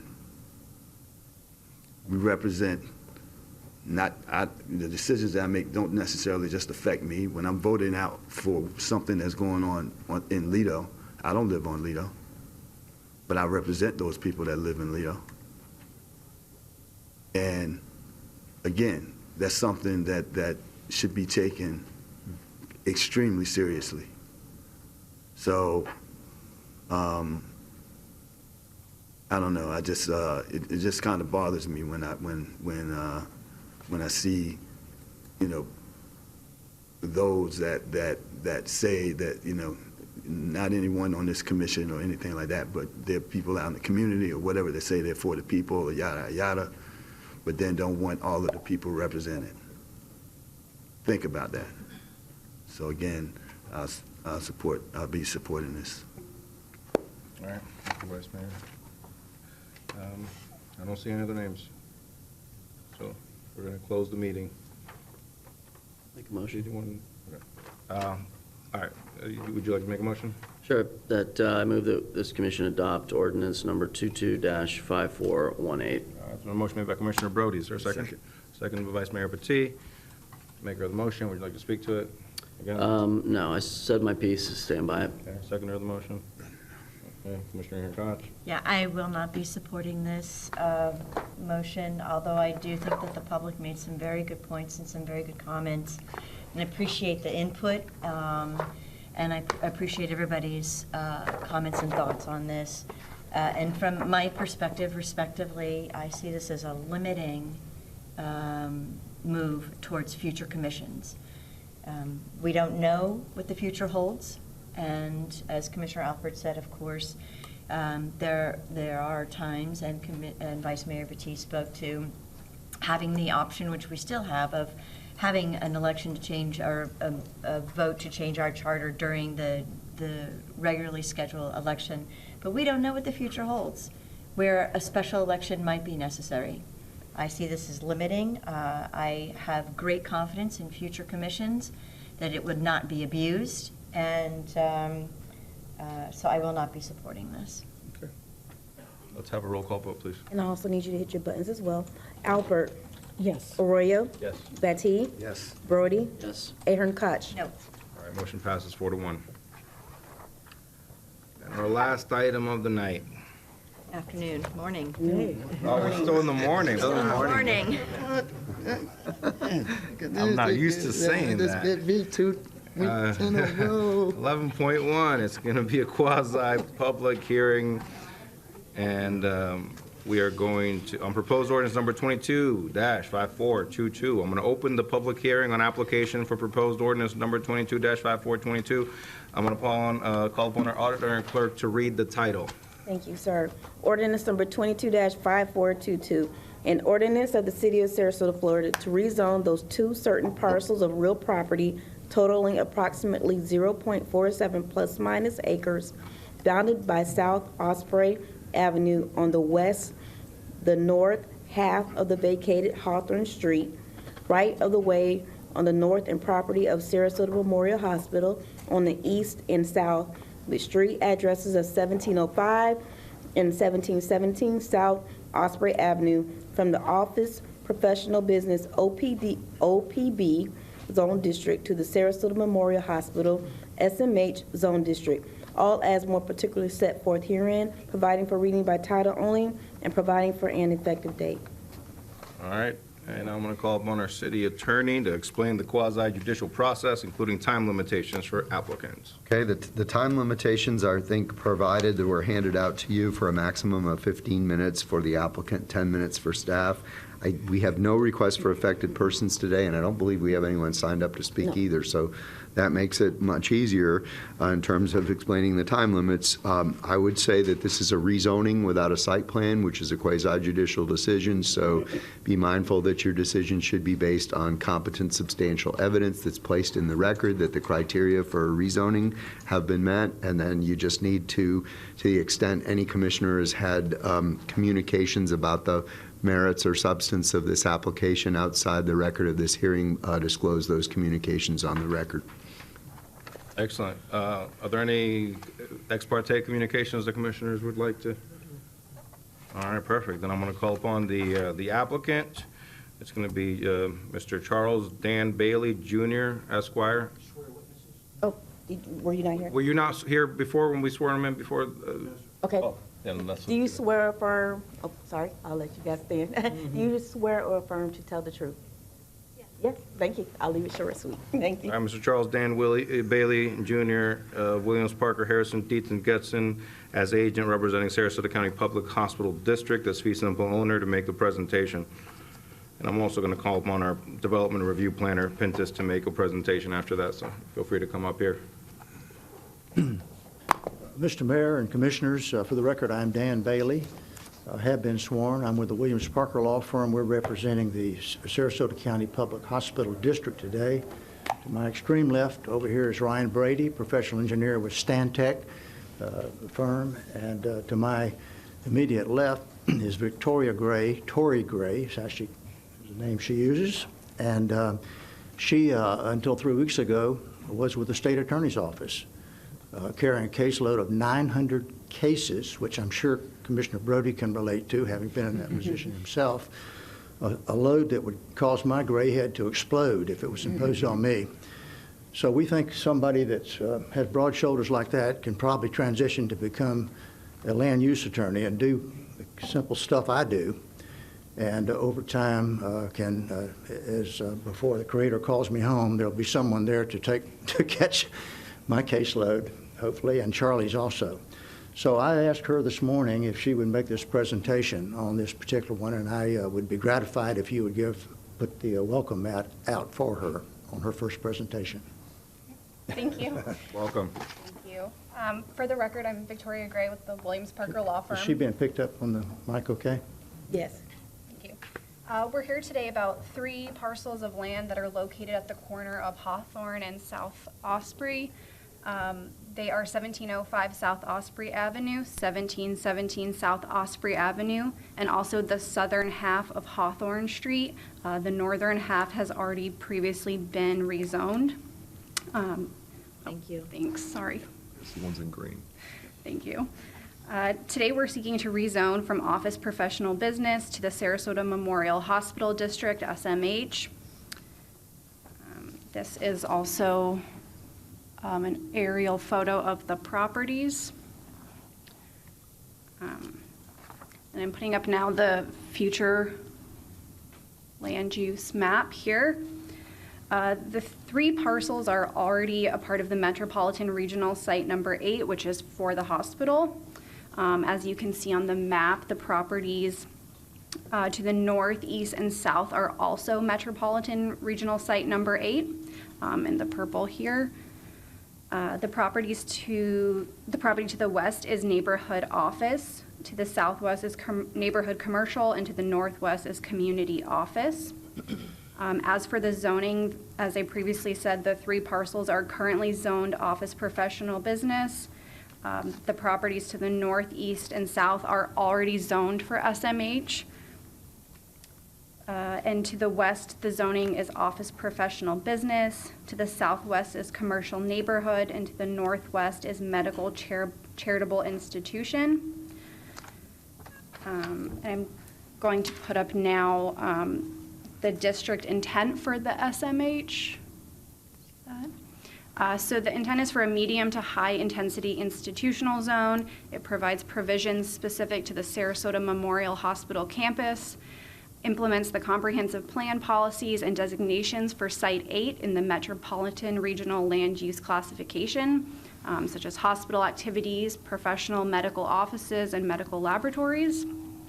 And the development standards are designed to provide for transitions between the more intense hospital development and the surrounding lower intensity uses, and also to provide a pleasant and diverse, thank you, pedestrian experience and connect activities in the zone with surrounding uses. There also was a community workshop that was held on April 27th where no one from the public attended. The variant, there was also a variance. Yes, there was also a variance granted for the setback for the buildings on these properties. They were only about 3.5 feet from the right-of-way, so they were non-compliant with the existing zoning as well as the proposed zoning, so we were able to take care of that. So. Thank you. Is that it? Yes, sir. Thank you so much. All right, Ms. Pintus, to do a... Good morning. Amy Pintus, Development Review Planner for the record. Everything that Tori just said was accurate.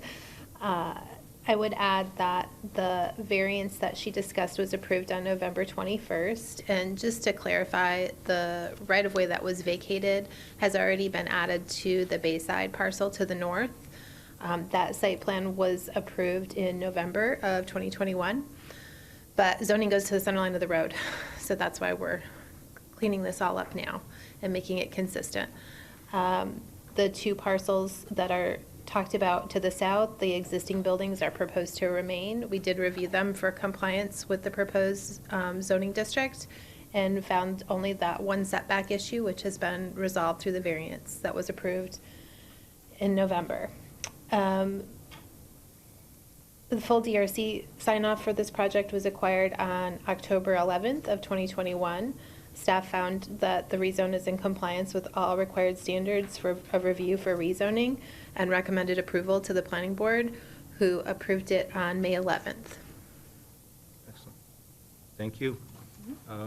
you can all go sit down and. Okay, thank you. Commissioners, any comments? All right, none, let's, I'm going to close this public hearing. We have public comment. We don't have public comment? We don't have public comment, correct? No. Okay. Yeah, Did you want? make a comment. All right, then I guess we'll reopen the public hearing. I have a question. Oh, you had a question? I Okay, did. I didn't see any. Just zip Applicants, by. let's have the applicants come on, come back over here, and Commissioner Brody, I see your name, I don't see yours, Commissioner here, do you mind? Commissioner Brody? I'll be approving this. I just want to say you did a great job. You've probably never had a room full of people in different colored T-shirts before at the state attorney's office, so you have that to look forward to. I don't know if Mr. Bailey told you about that whole aspect. But, yeah, great presentation, and I'll be supporting it. Thank you. Commissioner Ahern Koch. I was just curious about the two buildings that are remaining. They're going to remain. Yes, ma'am. They are, there's a therapist in the 1707, the northern of those two buildings. We actually bought from that therapist, and he's leasing back, and we'll continue there for quite some time. The building to the south is now occupied by hospital personnel, some back office. So there is no plan for these two buildings, no immediate plan, but once they do come in, obviously they'll have to comply with setbacks and all the other standards of SMH. It's kind of a couple of narrow parcels, so we're not sure what the utility will be, but that right now we don't have any specific plan for it. Okay. Yeah, it's, so when you have a rezone without a site plan, sometimes it makes it difficult to review the standards. But, since the two buildings are there and it is going to continue to function, that makes it a little bit easier. Yes, So I just wanted to ask about those, Yes. the functioning of those two buildings. That's it? That's it. Thank you. Great presentation. They should, Mr. Bailey, no offense to you, but you should have the associate presenting more frequently. I'm going to close this public hearing and ask for a motion to adopt proposed ordinance number 22-5422. So moved. It's been a motion made by Commissioner Albert. It's been a second by Vice Mayor Battie. If no further discussion, let's have a roll call vote. Arroyo. Yes. Battie. Yes. Brody. Yes. Ahern Koch. Yes. Albert. Yes. All right, motion passes unanimously. And here we are at the end of the evening. It's been a long day. We have no new business. We have no citizens' input. Yes, we do. We do have some citizens online, right? No. Oh. I just didn't receive this. All right. Miss Diana Hamilton. We're still going to be coming online. That's all right. I'm Diana Hamilton. About 3 weeks ago, I decided I was going to take myself out to lunch, and there's this little place I like to go to on Central in the Rosemary District. So I'm headed down Central Avenue. I'm going south, and I'm looking down the road, and I think, well, they're not open. And then I get closer to them, I see they are open. So I go in, and I sit down. They're not busy. A little bit later, a couple walks in. They go, "We didn't think you were open. We almost drove by." She goes, "Yeah, we had to pull our tables in off the street." Okay. So I listened to a little of that conversation. About 2 weeks later, actually just the other day, I went in for lunch again. They weren't busy. So I decided I'd ask the owner, okay, give me the details. So apparently, code compliance came and said you got to get your tables off the sidewalk until you pull a permit. All right? Now, my question is this. If you can pull a permit, and by the way, one of her customers paid the permit fee for her. If you can pull a permit, why not let the table stay out on the sidewalk? This has impacted her business negatively. She's losing money because you can't tell she's open, and it also changes the character of the street. One of the things we know after almost 20 years ago, it took us a little over 20 years ago is when we started allowing outdoor dining, right? It changed the whole character of Main Street and all around us. It created that gregarious environment, that place where people feel safe and they want to come there and they want to be part of things, especially on Central. Especially on Central. As good a job as the Rosemary District has done over there, there's still a perception. So when you see those tables sitting out in front of that little place, number one, you know the place is open, but you also know that's a nice, safe, friendly street that you want to be on. So why would we have the code compliance officer make them take the tables in? He let people finish their meal, but then the tables had to go in. And she wasn't even allowed to put just a table out with a potted plant on it to identify her as open. Okay, so it felt more familiar to people. We need to change that. We need not to punish people for doing something we're going to let them do anyway. We're going to let her put her tables back out, right? Once she pulls the permit and pays the fee. So why take them off to begin with? Just say, hey, you're going to need to get a permit for that. We let this happen during COVID. Now we need to change our policy. But why should that policy be punitive to that one small business owner on that one street where those tables made such an impact in her business and the perception of that street? I'm talking to you, Mr. Brown, because I know you're the only one who can do anything about this. I'm not blaming the code compliance officer, and I'm telling you right now, the woman who owns the place did not complain to me. I asked her. I wanted to get the information. She wasn't angry or grousing, but she definitely, and it's clear to me, that her business has been negatively impacted, and she can't afford that. The people who work for her can't afford that. So can we do something about changing that particular policy? Do your best. Come on, help small business. It's very, very important. The little people on the street. Thank you, darling. That's the first time I think I've ever gone over. Adios, amigos. Have a nice day. All right, moving on to item number 14, remarks of, let's just go with administrative officers first and then commissioners. Mr. Brown, Mr. Fournier? Yes, I have two things. Just a reminder to the City Commission, we did schedule a shade meeting for today in the Susie Williams case that's coming up. Just talked to Mr. Mladnick. We had the court reporter originally scheduled to be here at 1 because we estimated the time, but he was watching and did ask her to be here at noon. So if you want a break, you can. She can wait. But if you want to just continue, I don't think the shade meeting should take more than 30 minutes. Myself, it said 60 on there, so you have that option if she would be here by noon. So that was the first thing. And the second thing, as I just wanted to say, is I have one more ordinance to bring forward on charter amendments, but this one is the ordinance that has to do with the ramifications of the state bill, I forget, that preempted the campaign contributions, which I think is a ministerial function for you to approve, and I wanted to separate it from the ones that were placed on the ballot, because this is one where really I don't think there's a whole lot of choice. You just sort of have to do it, and I want that memorialized so that the charter can be, the language amended accordingly. So just to let you know, that's going to be coming not at the next meeting, but a few weeks down the line, probably September. So those are my two things, and that's all I have. Any other charter officials? Welcome back, Mr. Brown. Welcome back. Commissioners, any public comment? Commissioner Aaron Koch? Yes, so I attended the Historic Preservation Board meeting, the Downtown Improvement District meeting. The Chamber held a meeting on affordable housing. I attended a community workshop, and the event, the presentation of the key to this city by the mayor to Congressman Vern Buchanan, a planning board meeting, and also I'm president of the Minnesota League of Cities, and we have decided to hold two sort of forums for our the candidates for Florida legislature. And so I wanted to let you all know we'll be trying to we're trying to organize a date in August and then one in October, because Districts 20 and 22, their elections are final in August. And of course, it's open to the public, you can attend. And then for Districts 70, 72, and 73, those will be decided in November, so we're going to try to hold something in October. So everybody will be invited. As soon as I get more details, I'll be sure to share that with everyone. And then, Mr. Brown, maybe we can have a discussion about the citizens' input at the beginning of the meeting today, and about it.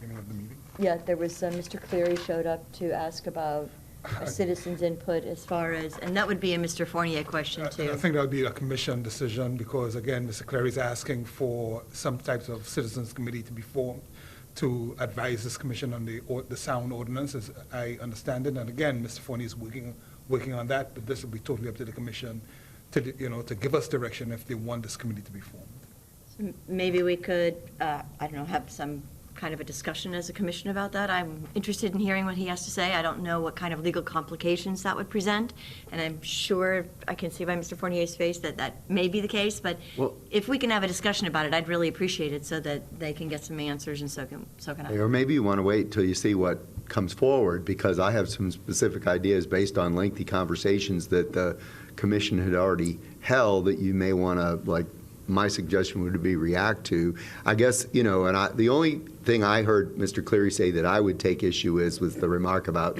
shoving the ordinance down your throat or something. I hardly think that's been done. There's been a lot of conversation. I think the commission has moved deliberately on it, and the public input has been sought, and we've had discussions about it before it went to public hearing, so that if you weren't comfortable setting it for public hearing. So, you know, that's the only thing I wanted to note that I sort of would dispute, because I don't think there's been anything forceful on this, trying to force anything on anyone. So, you know, I think you could wait and see what comes forward, or, you know, you could do the committee if you wanted to, but that would inevitably delay your consideration of a final product. And I would just have some concerns that I think inevitably some people may want to do things that I wouldn't recommend from a legal standpoint, so there could be some conflicts inherent in that.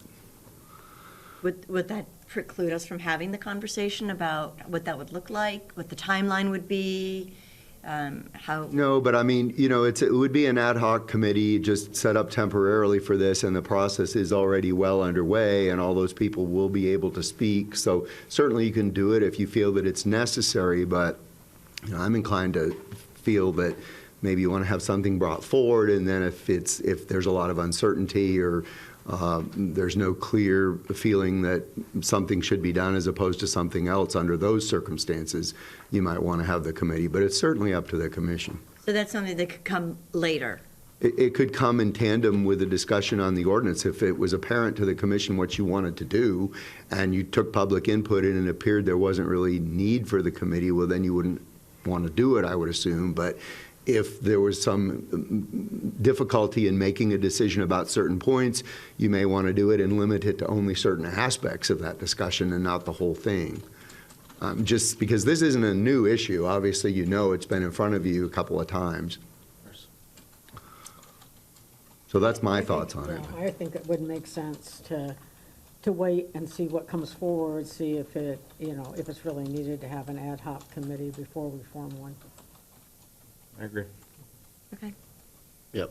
And I've told Mr. Cleary in private, and just to put it on the record, because he keeps insisting, nobody's responded to him, that I'm not interested in kicking this can down the road any longer.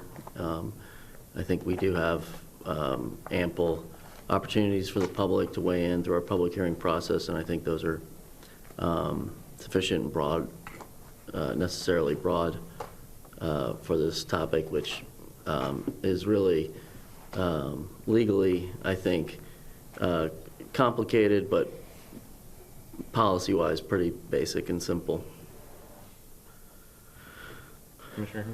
But it doesn't preclude us from deciding, once it comes back, that, you know, if the need be that there is an ad hoc committee, we're not precluding that option. We're just waiting until we actually have something tangible in front of us to say, oh, maybe there should be an ad hoc committee to weigh in on this, so let's take that route as opposed to. That would be my thought, that it would go easier if you wait till you had something, and then if you really wanted to move on it, you could, but if you were hesitant, even about certain components of it, Right. maybe not the whole thing, you have that option.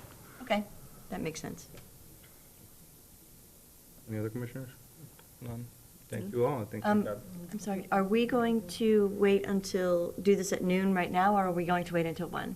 Oh, yeah. So it depends on whether they're arriving at noon or 1. Let's just say 1 and take this. We had originally scheduled the court reporter for 1. She was called and asked to come at noon, just so that the commission would have the option if you wanted to start earlier. I'd like to roll right into it, get it over with. So if you give us a Okay. 15-minute They're here. break, because we have to So switch 15 minute- meetings. Let's take a And 15-minute adjourn this break. meeting and resume the special meeting in 15 minutes. Okay? That's what we want? Then let's do Do we that. want to do that now and just, or? They're not here, court. Well, is she set up? She's not coming till noon, so. It's not coming to. Okay, so, We could open that portion of the meeting, but then I think we better wait till noon and then recess into room 101 and 109 rather and start. Okay. Yep. Okay. All right. Thank you. Yeah. We are adjourned. Thank you.